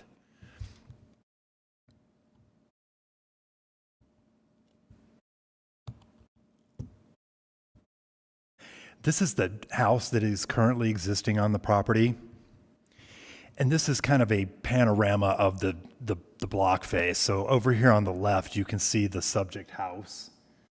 And then you can see that the residences along that block face are single family, 1-story in height, just to give you an idea of what that block looks like. As I mentioned previously, we have outlined in your staff report reasons why we are not in a position to support this request. I think those reasons are pretty black and white. The applicant also makes a reasonable argument for it, so I would keep your minds open to that as well. We did hear from the community council. The community council reviewed this. There is a letter of support in the packet. We received one letter of support from a member of the public, but that's all the written comment that I've received. And at this point, based on the analysis and findings listed in the staff report, it's planning staff's opinion that the project does not meet the applicable standards and therefore recommends that the Planning Commission forward a negative recommendation regarding the proposed zoning map amendment request onto the City Council for their consideration. And if you have any questions, I'd be happy to try to answer those for you. So I have a question, Lex. Are there any more appropriate zones that give them a little bit more density, but would work here other than FBUN in staff's opinion?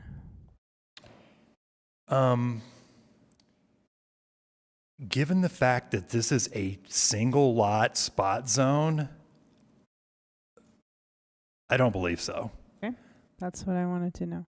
Any other questions for staff at this time?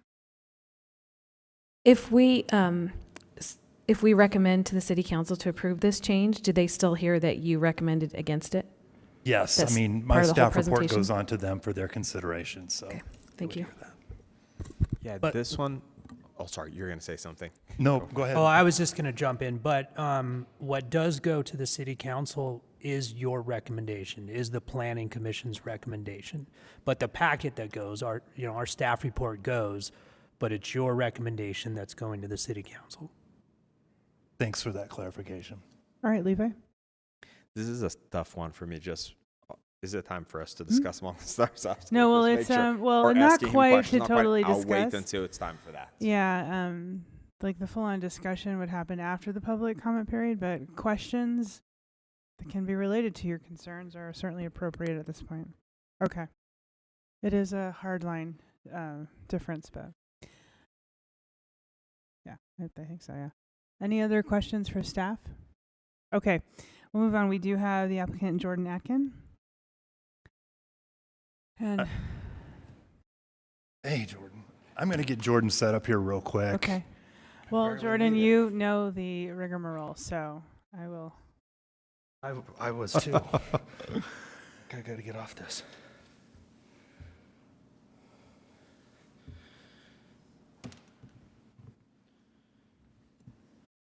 All right, there you go. Okay, appreciate it.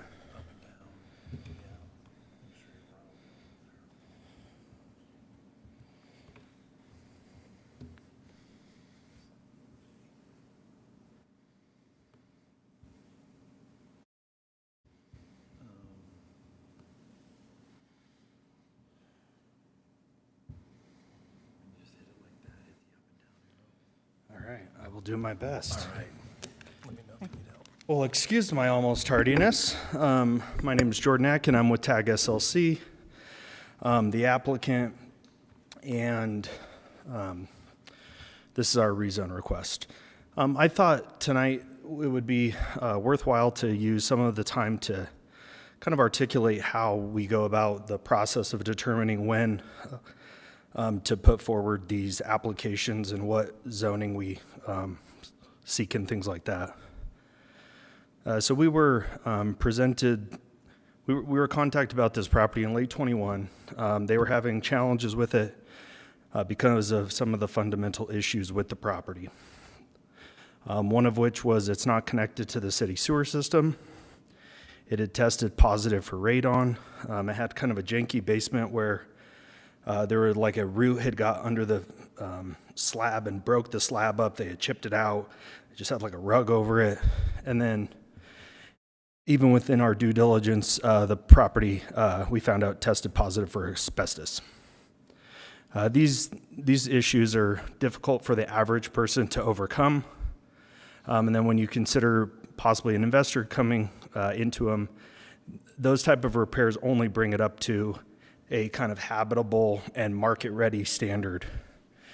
And when that kind of stuff happens, that's usually when I get a call and they say, what can we do here? We always check with the zoning map first and foremost, where we identified this was an R15 zone, and our lot was just over 12,000 feet.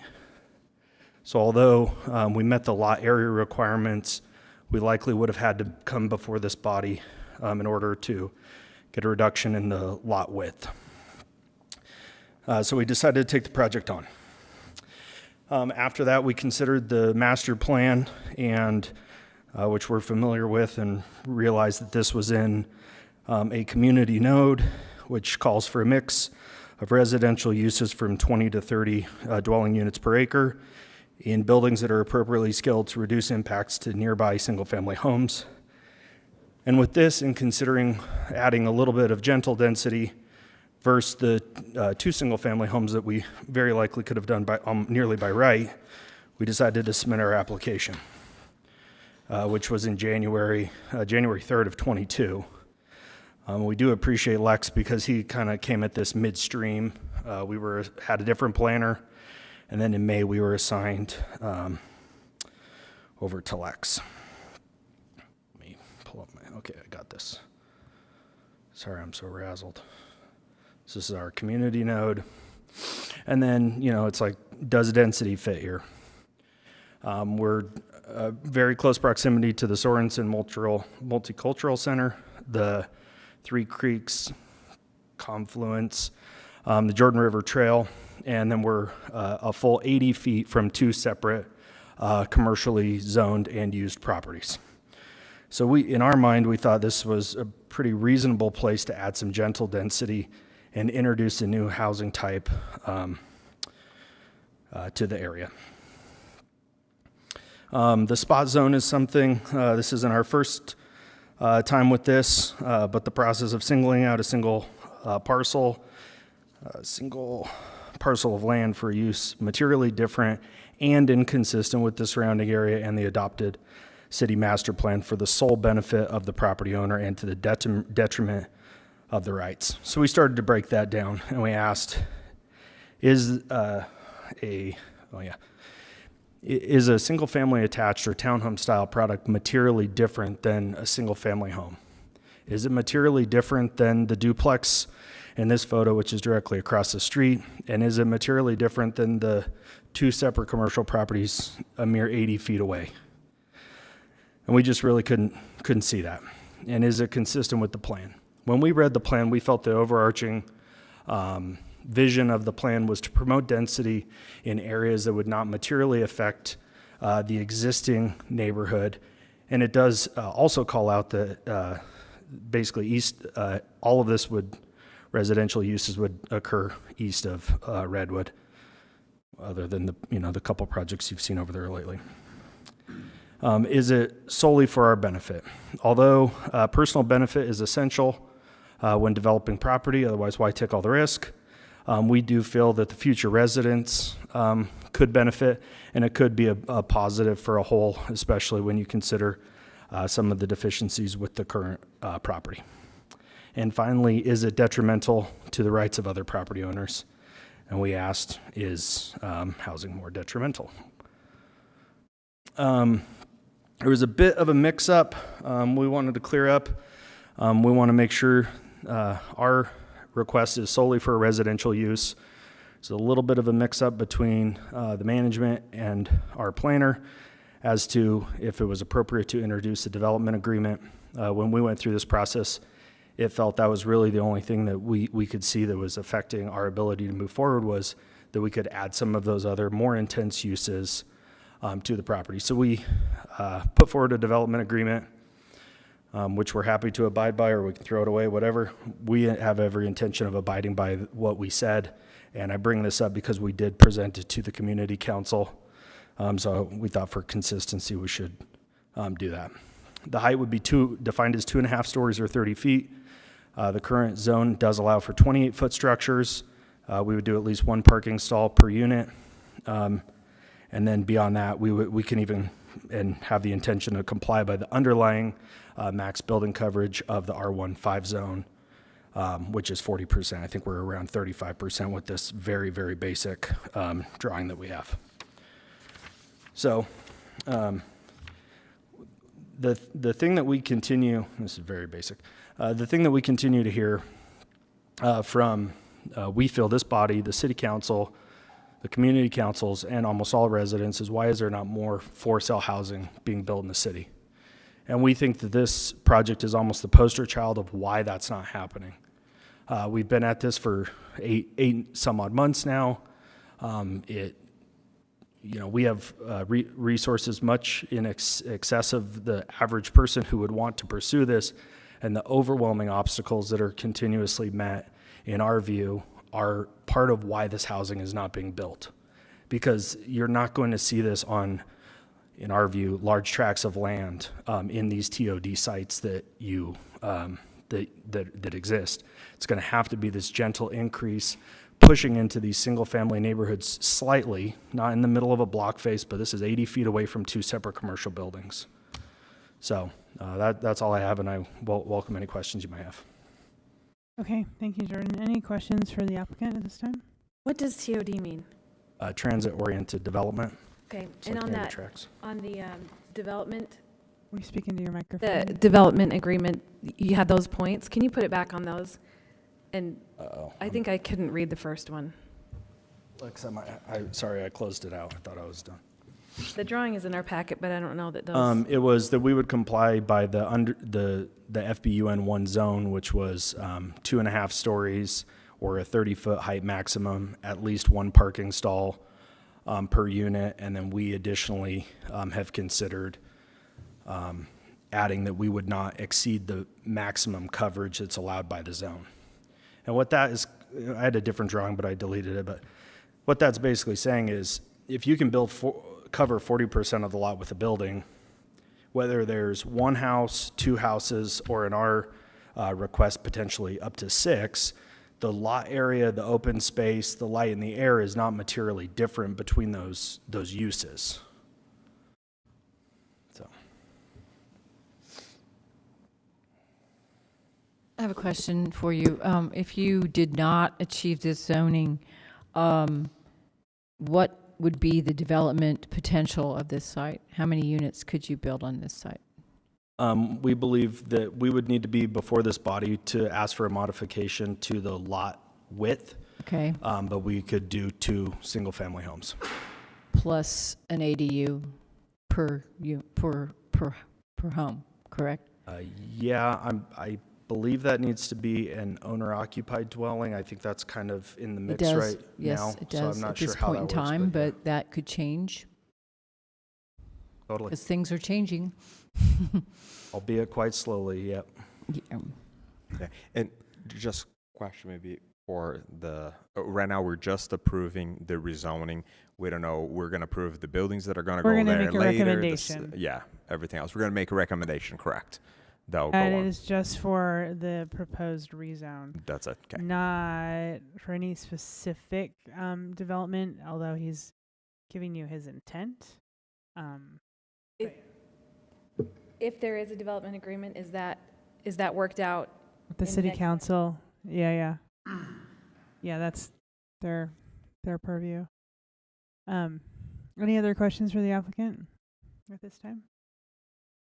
I guess I have a question for the applicant. Okay. I think this has been asked before, but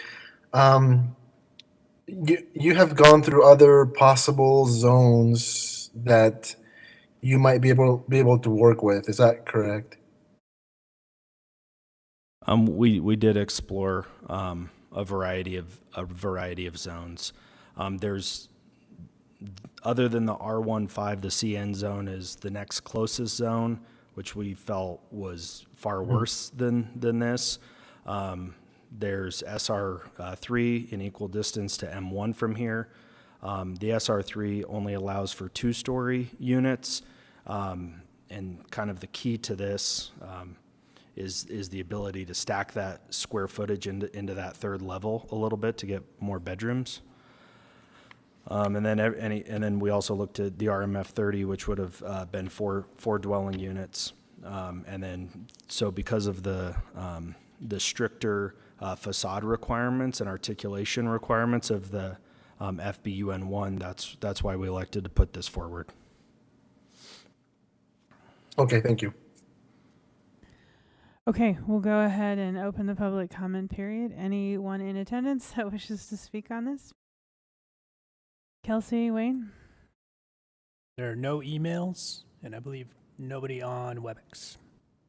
All right, I'll close the public comment period and now bring it back to a discussion for the commission. So Levi. Awesome. Yeah. Very familiar with the area, very excited for the development. An area that absolutely needs some revitalization in there. So I'll be driving in front of that lot today on my way home. And I think, yeah, we should really consider suggesting approval for this. That's my personal opinion.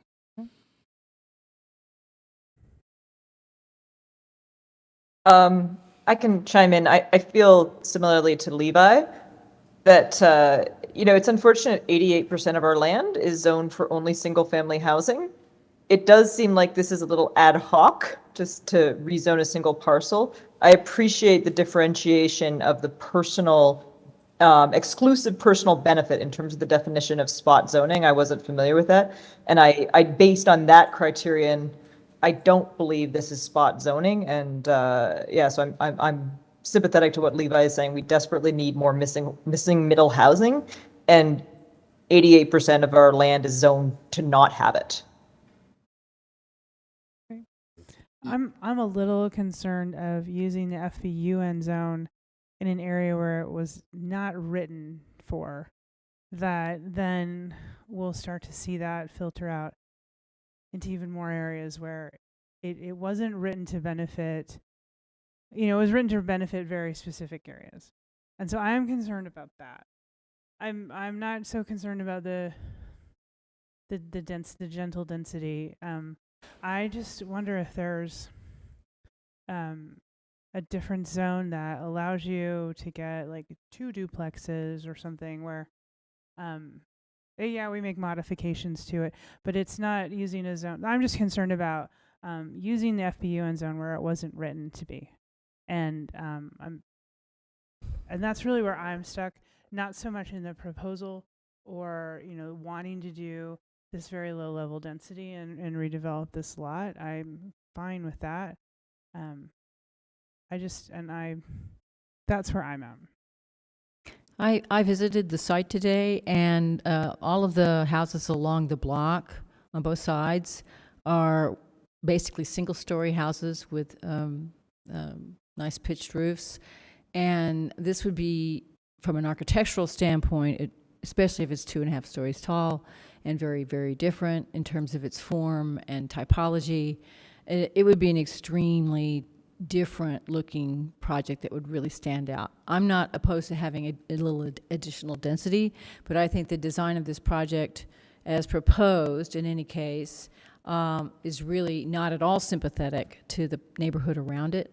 And I would like to see a limitation in the height. So I would actually go with an RMF 30 zoning so that we could have a limit in the height, and perhaps do something a little more creative than this sideways townhouse stuff that we see quite a bit. That's intrusive in everywhere, pretty much everywhere it's built.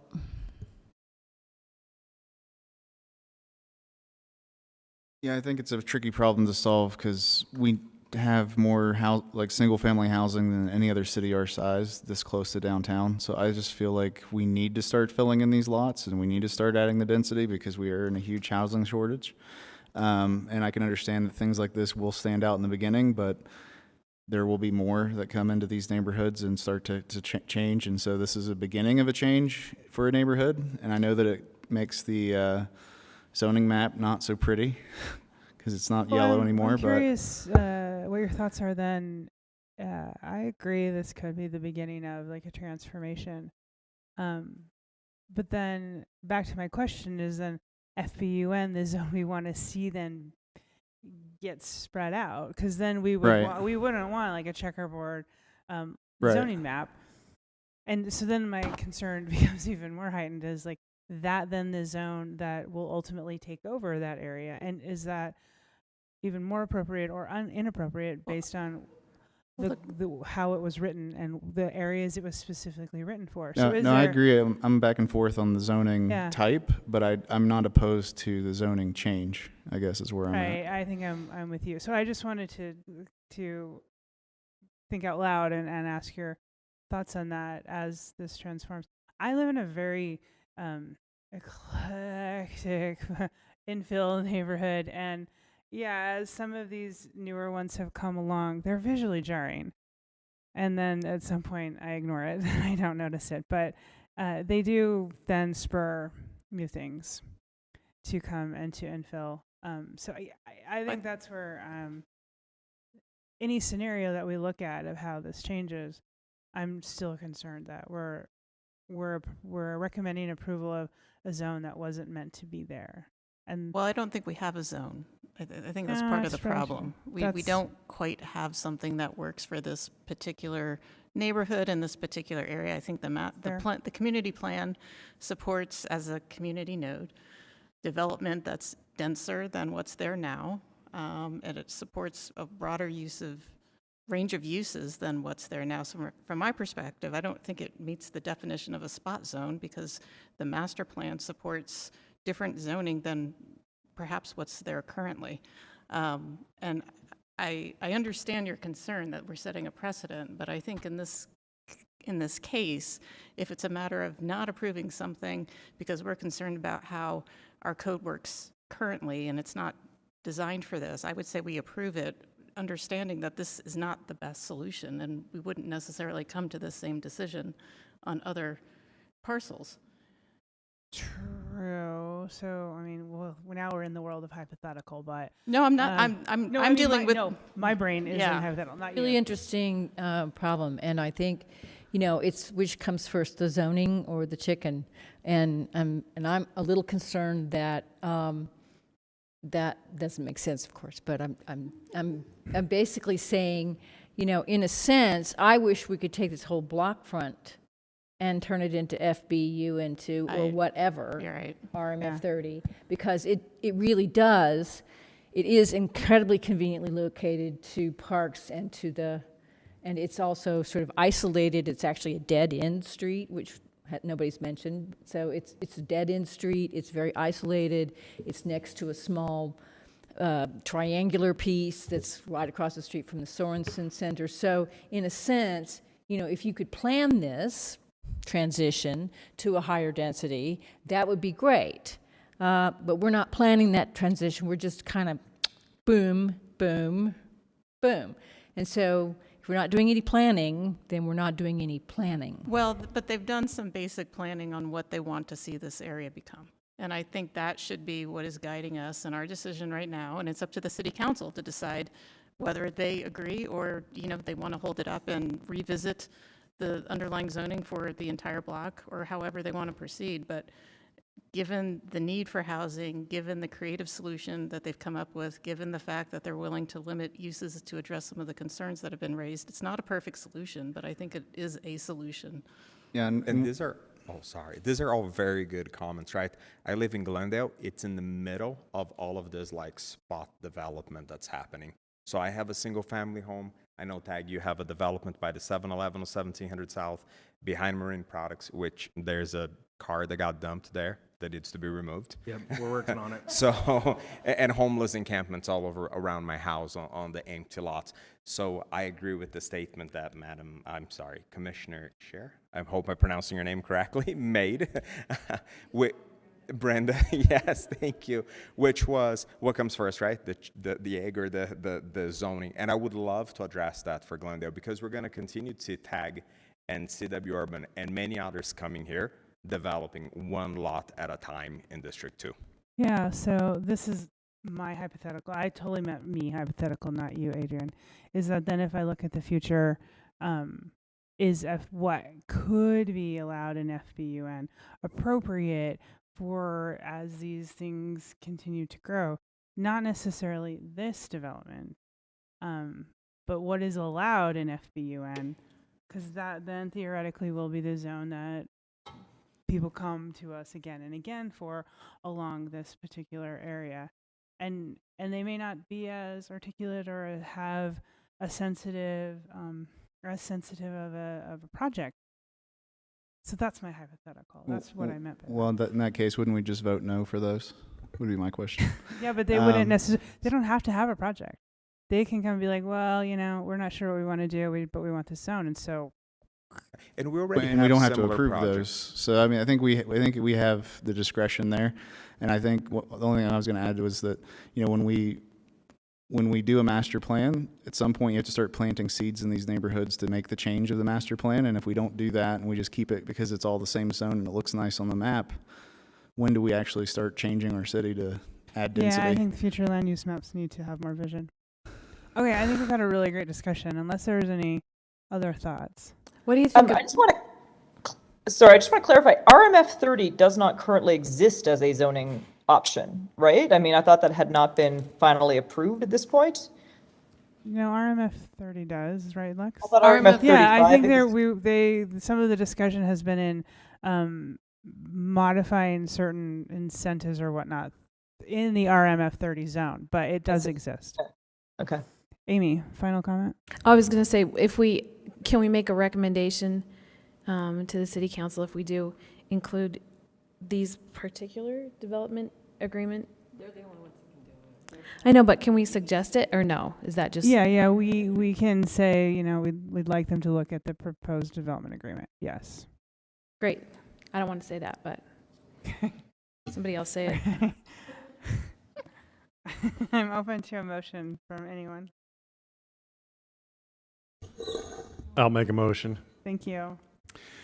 Based on the analysis and findings listed in the staff report, testimony, and the proposal presented, I move that the Planning Commission forward a positive recommendation regarding the requested zoning map amendment for the property located at approximately 856 West, 1300 South, from R1 5000 Single Family Residential District to FBUN1 Form-Based Urban Neighborhood District onto the City Council. The Planning Commission finds that the proposed amendment complies with the review standards as demonstrated in Attachment D of the staff report.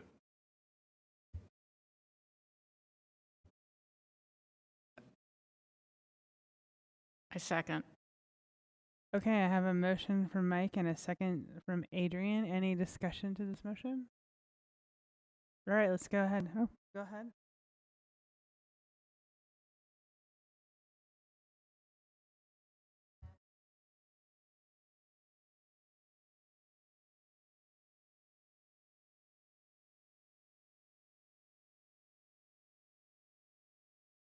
Yeah, that's not our purview. They can do that in the development agreement. You could say like review or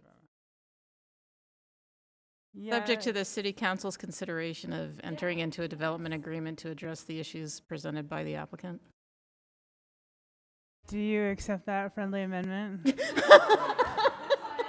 Was that your friendly amendment? Mike, would you accept that friendly amendment? school to do that. Okay, that friendly amendment has been accepted by Mike.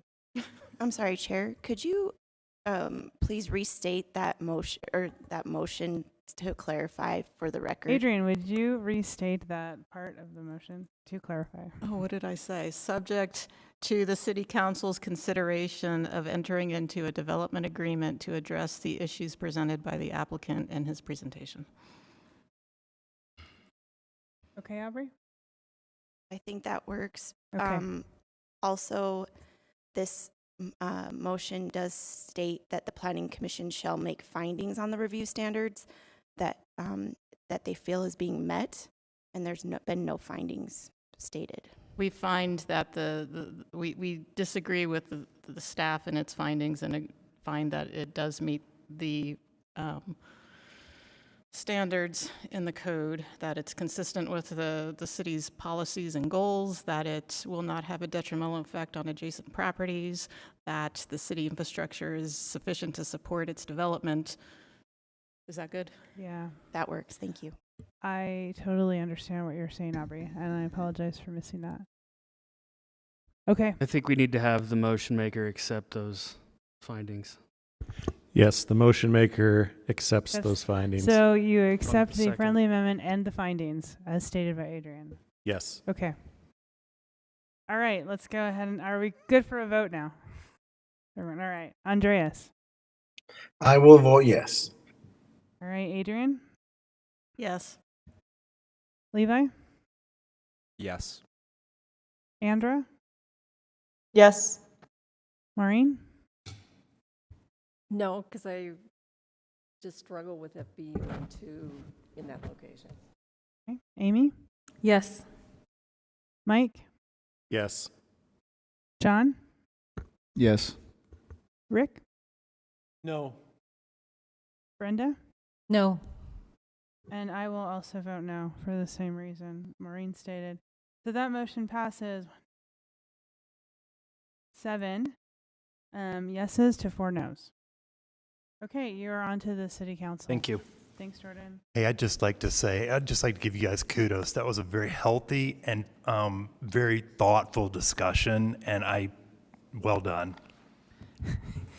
Thank you. Thank you, guys. I appreciate that, actually. Thank you.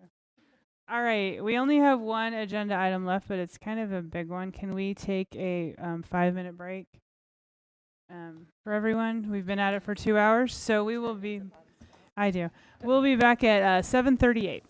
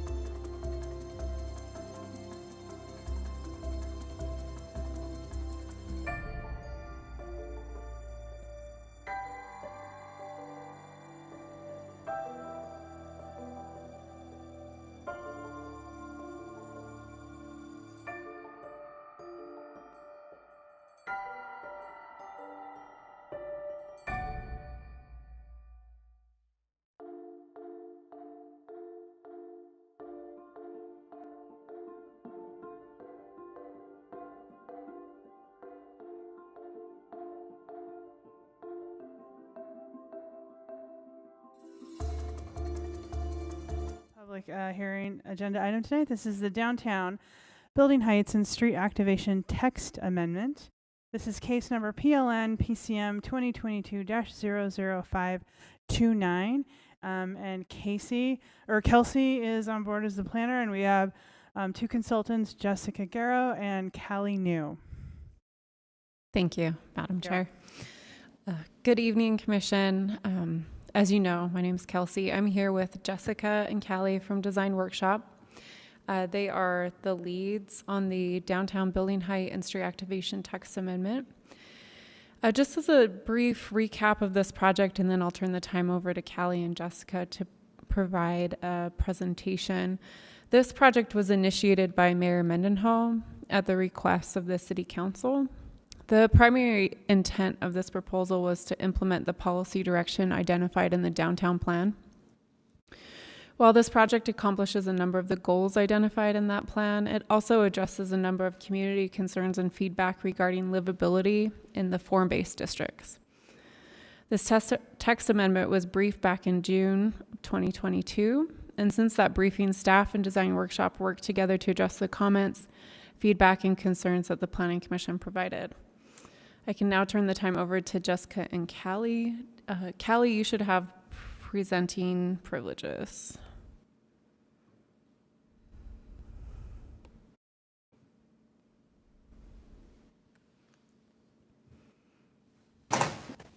Great. Are you able to see my screen? Yes. Yes, we are.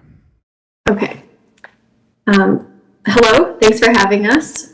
We are happy to be back to share updates that have been made to the Downtown Code project since we last saw you in June. Our presentation is brief, and we'll just be providing a quick reminder on the process and then reviewing the code changes as they relate to your specific feedback made in June.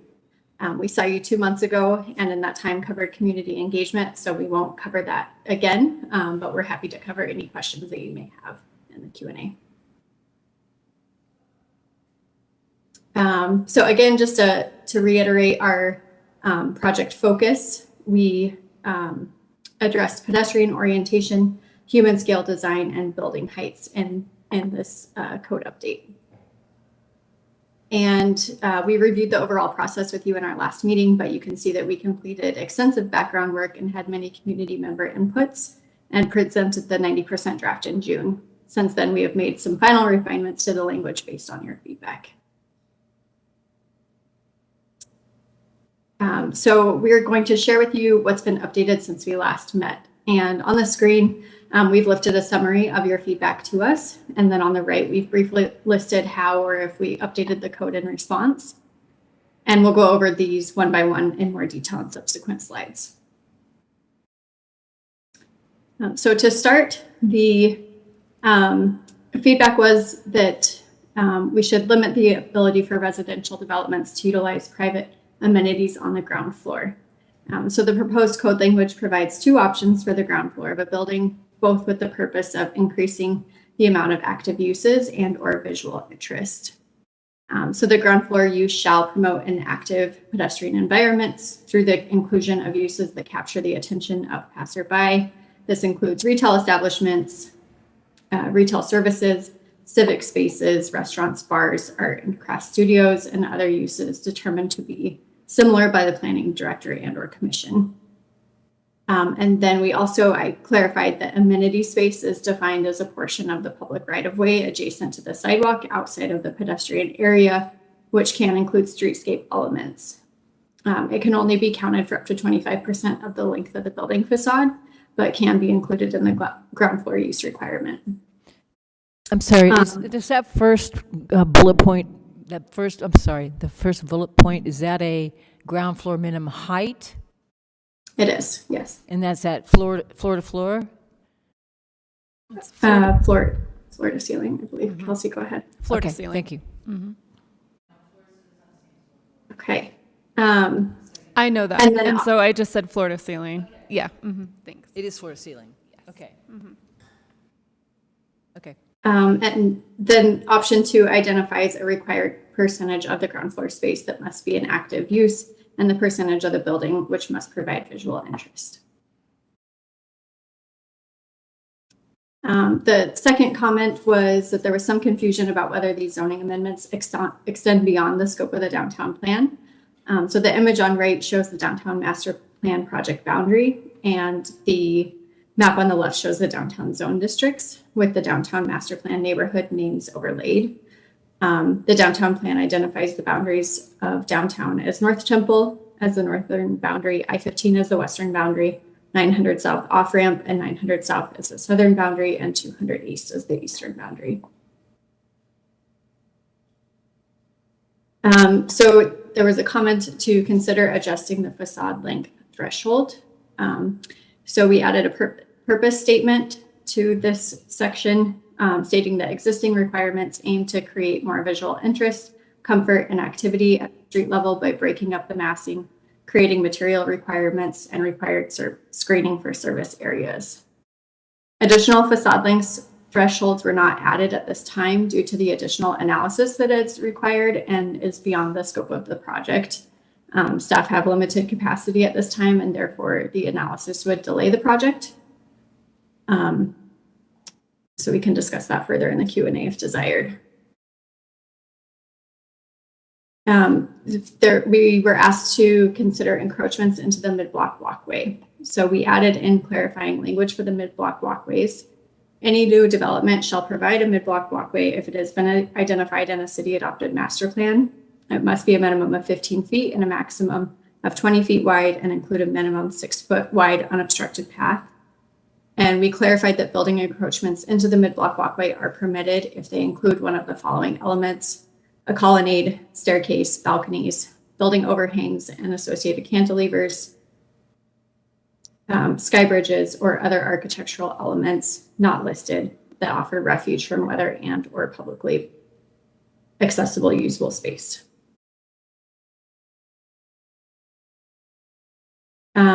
Another comment was that any building above 200 feet in height should provide a real public benefit. So the required elements for buildings above 200 feet were adjusted to include the following. So buildings over 200 feet must provide a mid-block walkway, provide affordable housing, exceed the minimum requirement for ground floor uses, provide a restrictive covenant on a historic building, or provide a restrictive covenant for a 500 square foot privately owned, publicly available open space.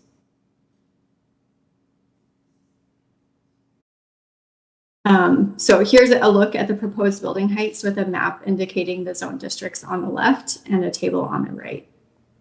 So in the D1 CBD, the existing maximum is 375 feet on corner lots and 100 feet in the mid-block.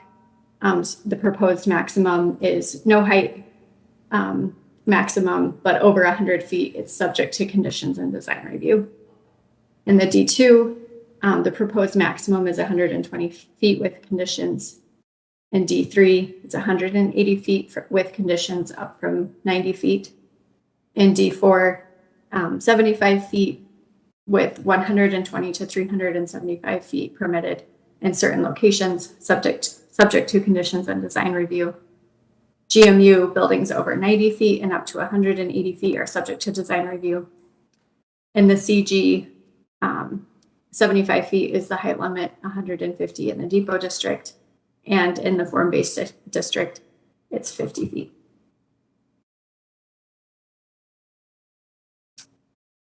There was a comment to that the optional open space associated with additional height is not large enough to create a meaningful impact. So address that comment. We created a requirement that a restrictive covenant guarantees the public space will remain and included requirements for shade canopy coverage to mitigate urban heat island effect and provide refuge to people of all ages. The tree cover for providing shade was the most preferred option by Salt Lake City residents per the visual preference survey. And we also engaged with the Accessibility and Disability Commission with this requirement, with their feedback. You suggested to rework design standards that address building articulation and materials. So we specified elements that contribute to horizontal articulation and added dimensional requirements.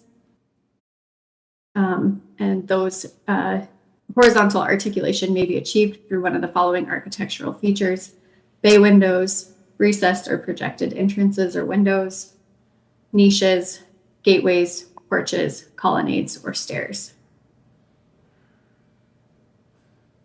There was a comment that the street should be designed to be more human scale.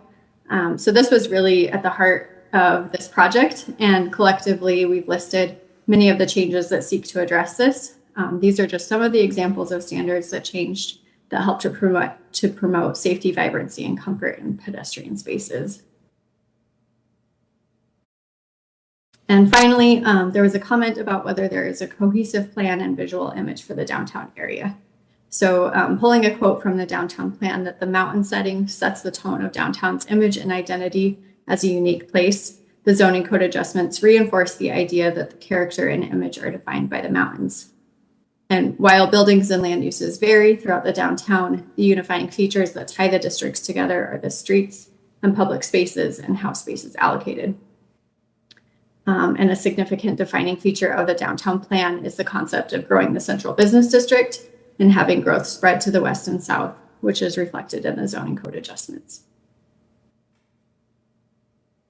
One additional change that wasn't necessarily spurred by the Planning Commission comments, but by continuing to iterate with staff and adjust, we've removed the requirement for buildings to provide an angular plane of 45 degrees if the building is within the same zone district. So with that, I will conclude and open it up to questions. And as stated in the staff memo, staff is recommending the Planning Commission recommend positive approval of the code changes to City Council. And I'll also note that we did receive a public comment from UTA Board Trustee Carlton Christensen that we can discuss in further detail. We also received one additional public comment that was added, I believe, to your packet around 5 p.m. That was also in support of the project. Say that again and louder. Sorry. I heard. Okay. We received an additional public comment. It should have been added to your Dropbox around 5 p.m. So you may or may not have had time to see that. It's from James Alfondre in support of the proposal as well. I just read it right at the beginning of this presentation. So those two public comments we received today.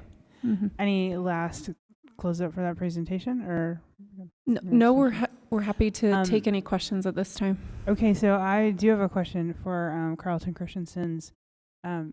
His comments were about specifically the Depot District and Central area to eliminate height restrictions or vastly increase them.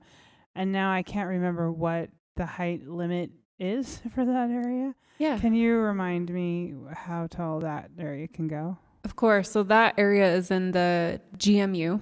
Right. And their property that they own is in the GMU. Right now, currently, we're seeing buildings come in at design review about 90 feet in height. The max is 120, but that's with a pitched roof. So we're seeing most with a flat at 90. This proposal increases that to 180. Yes, and establishes the new minimum at a higher threshold. So 180 with design review? Correct. Okay. Yeah. What are we at in the core downtown?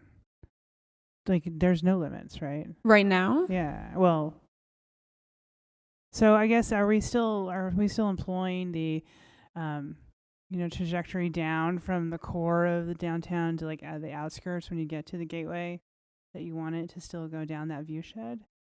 Is that why we're not allowing for limitless height?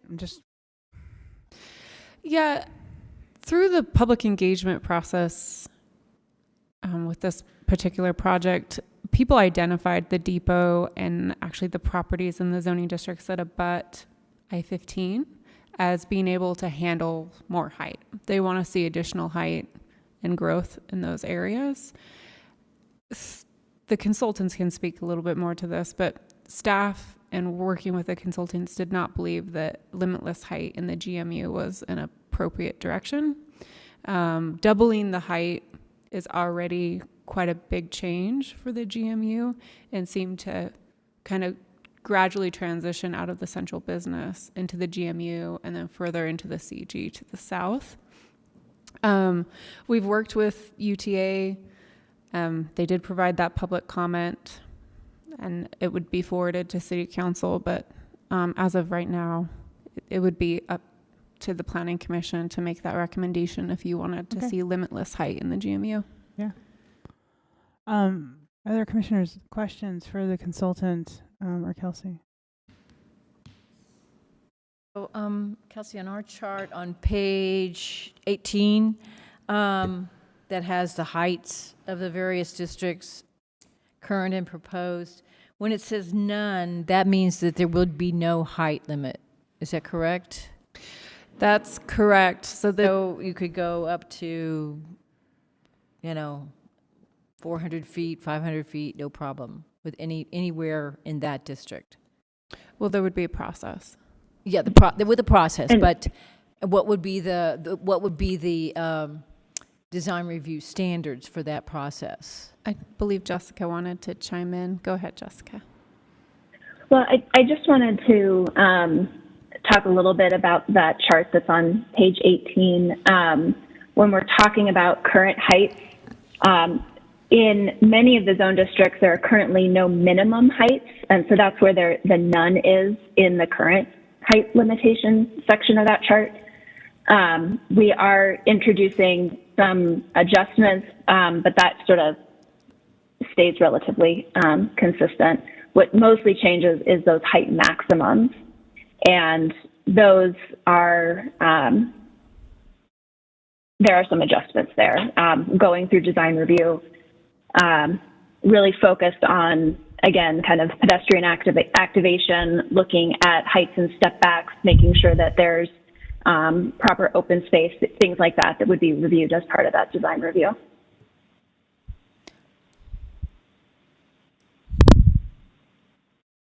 So I guess I'm confused. I thought the design review standards we were talking about applied to all projects downtown, correct? The design review standards that you're putting together here?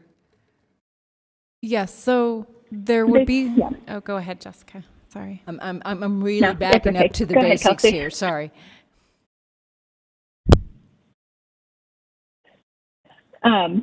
Yeah, so the design review requirements would apply to everything. What we've tried to do through some of these tables, though, is identify that when people are asking for additional height, that there are some specific standards through the design review process that they need to meet. And so that's what's kind of all of these footnotes on pages kind of 19 through 22 of your packet. So as an example, in D1, anything above 200 is subject to some certain conditions and design review. And that goes in the packet to footnote 5. And that talks about the options that Callie mentioned in the presentation. So Mid-Block Walkway is included, or there's affordable housing, or it exceeds requirements for ground floor use. So all of those things that she went through, they need to meet one of those in order to exceed or to go beyond 200 feet. Okay, that's clear. Thank you. Yeah, and that's to opt into the design review process for that additional height. So I'm a developer. I'm just going to paraphrase this for my own helpfulness here. Talk this through for myself. So I'm a developer. I want to build a 300-foot building in the D1 district. I have to go through the process, and in that process, I basically have to show that I have done one of these 5 things, or whatever they are, 5 things. And if I show that I have done one of these 5 things, then I can have the 300. Not necessarily. So one of the 5 things puts you into the design review process. And so you still have to go through design review. But you have to go through design review. I mean, you have to comply with the design standards anyway, right? Design review is a higher threshold. So where are the standards for that? They're in chapter 59, and they should be in your packet as well. Okay. Yeah, so. And what are they like? Well, so the Lotus Alchemy was a design review project tonight. And so those design standards were applicable to that project because they were. So we're not changing the design standards. We are, aren't we? We're adding and clarifying, the applicability section because there has been some issues with knowing which standards apply to which type of project in the past. So we clarified that language. So in attachment H, you'll see the design review draft. There aren't an incredible amount of changes, some additions and some language clarification. Okay. Where is that? I'm sorry. Yeah, so page 150, starting on 150. It's chapter 59.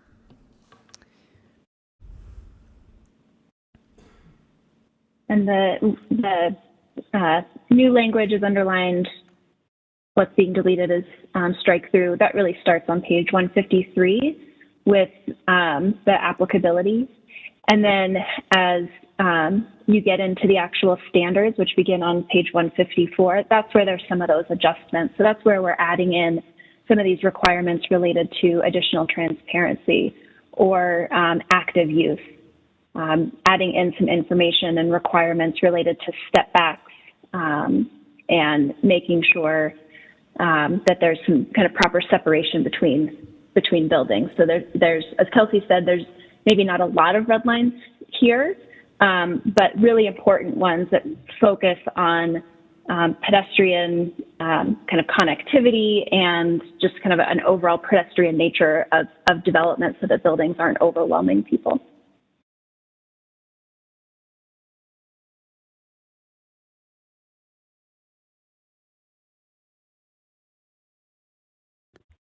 As Brenda scans that, are there any other questions? Okay, we'll hold on here a minute. And I did have a couple Madam Go Chair. ahead, John. while quick she does things. that. So I appreciate a lot of the changes that were presented. I think that, being able to encroach into those mid-block walkways are going to activate those a lot. I think you guys addressed a lot of those. My only concern with the way some of this is presented is some of the building diagrams. And I know that those are kind of a nitpicky thing, but some of them look like they're kind of early 1900 construction development style. And I'm just concerned that doesn't really relate to the scale of what we're talking about. And I think it's a little misleading to some of the facade designs and things are just very kind of, again, turn of the century. And so that is one of my concerns about this. If this goes through, those diagrams maybe could use a little bit of updating. That's just a quick comment, because there's not very many of them. And I feel like if we're going to have buildings that are 100 feet tall and we're showing a building that's 10 stories or 5 stories, it's a little hard to get your head around what you're actually trying to show in those diagrams. But everything else, I mean, I know how much work this was, and it's really great work, but I would just ask that to be kind of looked at a little bit. Thank you, Commissioner Lee. We'll look at that. I'll work with the consultants. I did just get a message from Nick that he's having a difficult time hearing on YouTube. So if everybody could speak closer to their microphone, like I have to, that'd be great. I think he was Sorry. talking to you. I'll see what he says. Okay. Definitely not me. I'm practically eating the microphone. Brenda, do you want to wrap up any of your questions?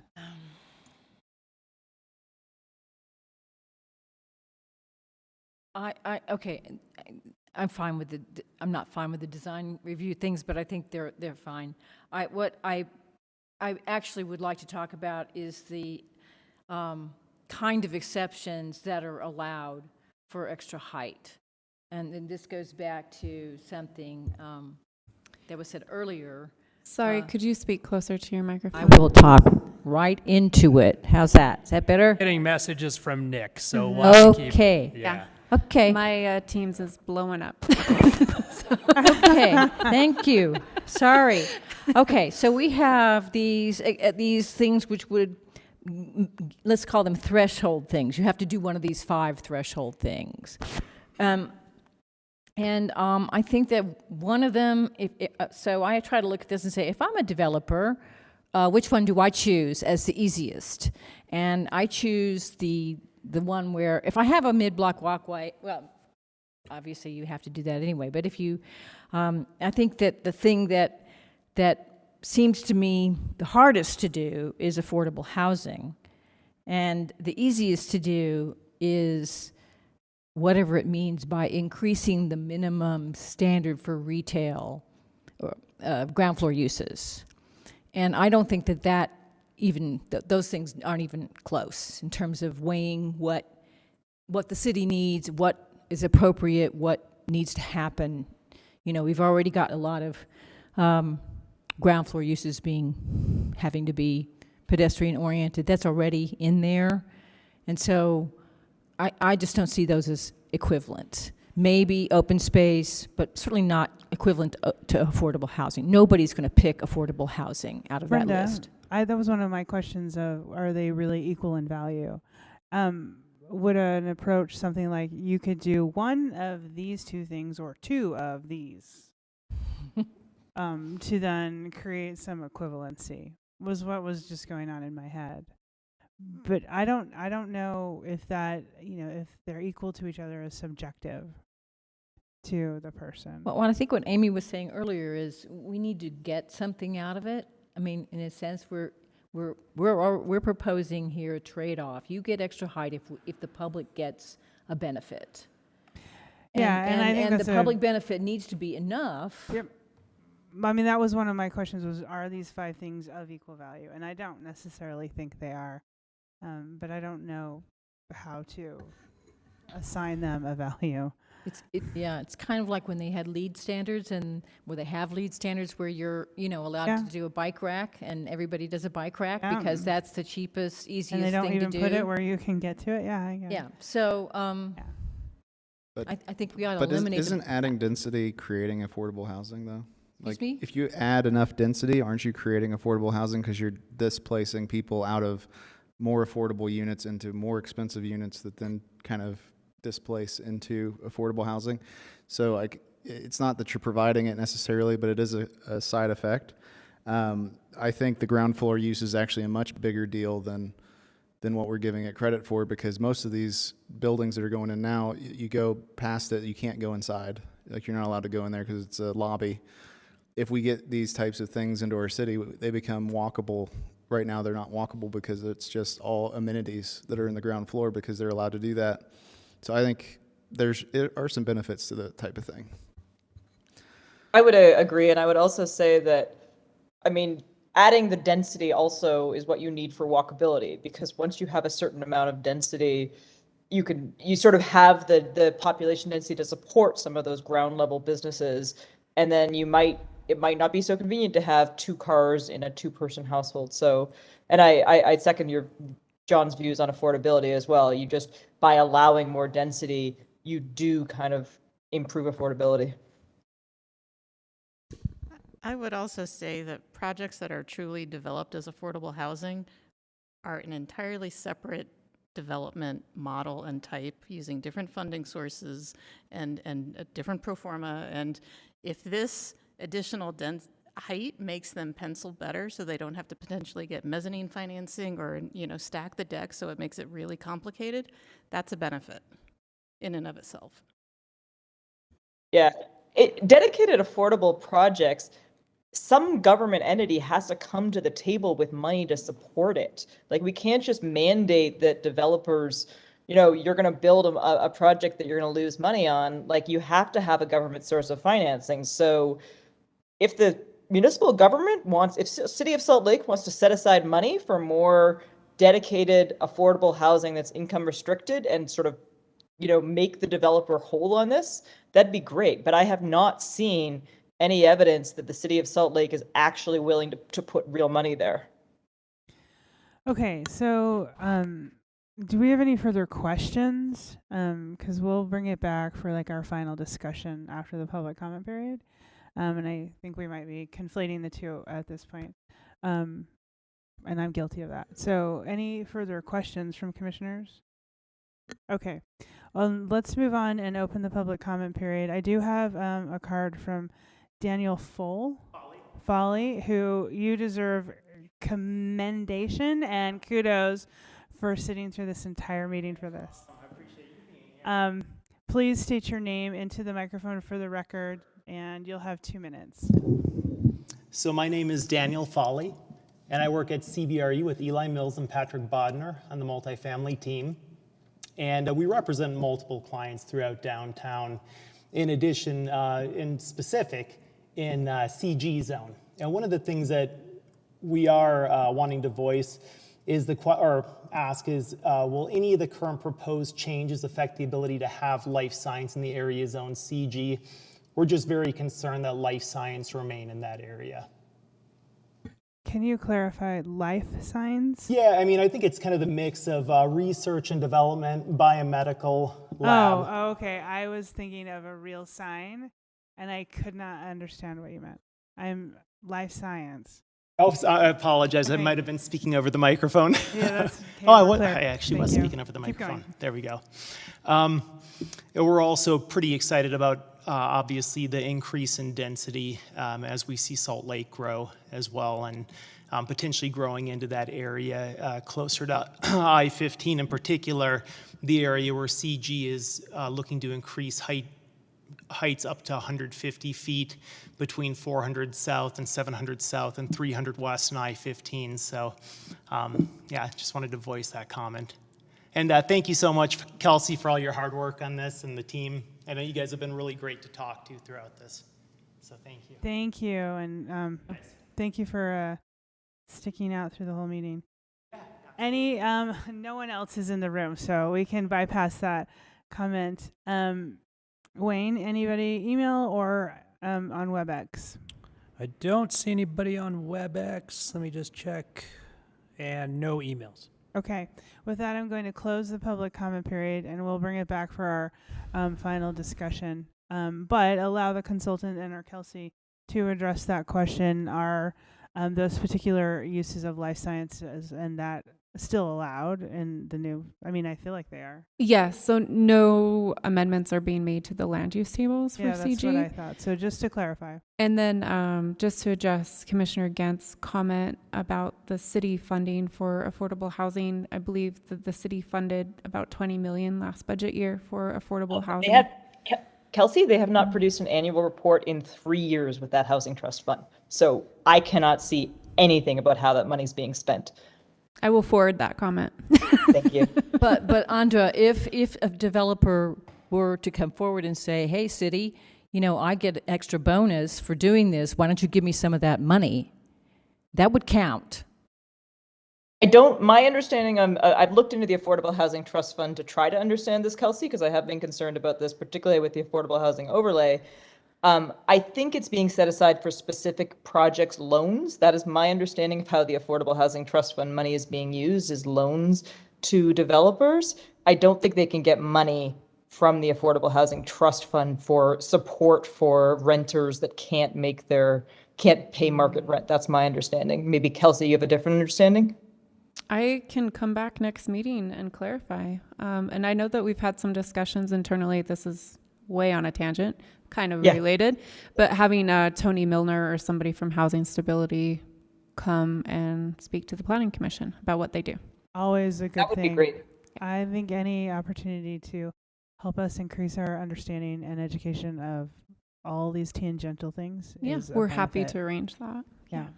Let's just one by one get every department division from the city to come and and get us up to speed. Okay. Any kind of wrap-up discussions, Brenda, especially about your concerns about the value of those? Well, I think that are they more defined in the actual rules than they are in these 1, 2, 3, 4, 5 little things here that say inclusion of ground floor uses that exceed the requirement? Yes. Is it like exceed by 50% or exceed by 100%? Yeah, or is it just 2 feet more, you're fine? No, it's a pretty substantial percentage. I'll let Jessica address that. Okay. Yeah, so the requirements in kind of your base zone district for ground floor activation are either 70% or 80%. Using this requirement, you have to go to 100%, which is a pretty significant adjustment for some of these buildings. And so it is very clearly defined, similarly as Callie showed on the previous slides for the open space, for instance, is very clearly defined of what are some of the dimensions that need to be there. So that is included in the language. I particularly feel that a lot of this language has been trying to address some of the public comments we've continually gotten over and over, and some of the comments we've been making of like, we would like to see this, and it does it in an incentivized way of like, if you want this extra height, hey, this is what we're hearing people want. So we can't make you do 100% ground floor activation, but if you want to hold yourself to that to get this height, kudos. So in a way, I just, and I get the impetus or the direction of these 5 things. I still don't know that they're of equal value, but that's not necessarily for us to articulate and assign. Well, I think 70% is quite a bit, actually, and that's our minimum, isn't it, in most places? And so if we're going from 70 to 100, which is actually not very realistic given the fact that you've got all kinds of circulation and other things you have to do on the ground floor. I don't think that you need to talk better. Okay.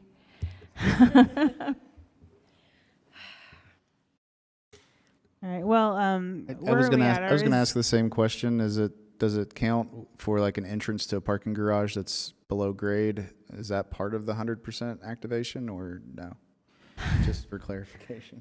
Yeah, I believe that there are some minor exceptions. Okay. That front facade, let me just pull up the language. I also don't want to make it unrealistic to make the function of the building. That's my only thing with A that. lot of, I love a lot of ground floor stuff that that's- has to be there. It has to be on the ground floor, like the elevator lobby. And they don't things have like to that. do 100% because that's up to them. They could If- choose something else. They could choose one of the something other else. 5. It's true, but Right. making it you either 70. What I'm arguing is we should take this out because 70% is already a lot, and going from 70 to 100 is not going to affect downtown pedestrian. I don't know. I mean, that I think much. it's. I mean, my personal view is that it's fine because they don't have to choose that one. They could choose any of the other 4 if they want this benefit. They could choose not to do any of the 5 if they don't want the benefit. So we're not We're not. No, I'm saying that this is too. I know you are. It's too easy. And I don't think it is if it's the one they choose. You don't think it's too easy? Or you think 100% is too easy? Well, it's not going to be 100% because it can't be. When it's There's not too walls easy, and it's very doors and difficult. elevators and ducts and structure and blah, blah, blah. I mean, all kinds of parking garage entrances and yada, yada. So tell me what you think is too easy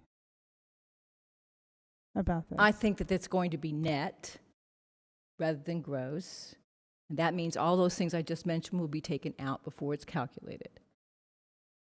Okay. And that's what is it's right. It's about the it's going to be consultant's 70 to 80% anyway. response to that? Like maybe we're making this more difficult. I don't know. How did you envision 100%? The way the language reads, it is net. It's not gross, right? If you had it at gross, you couldn't have your elevator and your stair and some of the other things that you have to have for a building, right? So it is about your net space. And I think as part of the review that the Planning Commission would do is that you would need to take a look at that and make sure that maybe those things are minimally sized so you really are truly getting that kind of 100% of your net is at that activated use threshold. Versus what percentage otherwise? Right now, depending on the zone district, it's 70% or 80%. Okay, thank you. I'm okay with that clarification. I think as long as you can get your entrances, you're fine. As long as you can get your entrances, you're fine. I am good with that clarification. Okay. Are we at the point where we want to make a motion and perhaps some additional thoughts for the city council, or make an overall recommendation?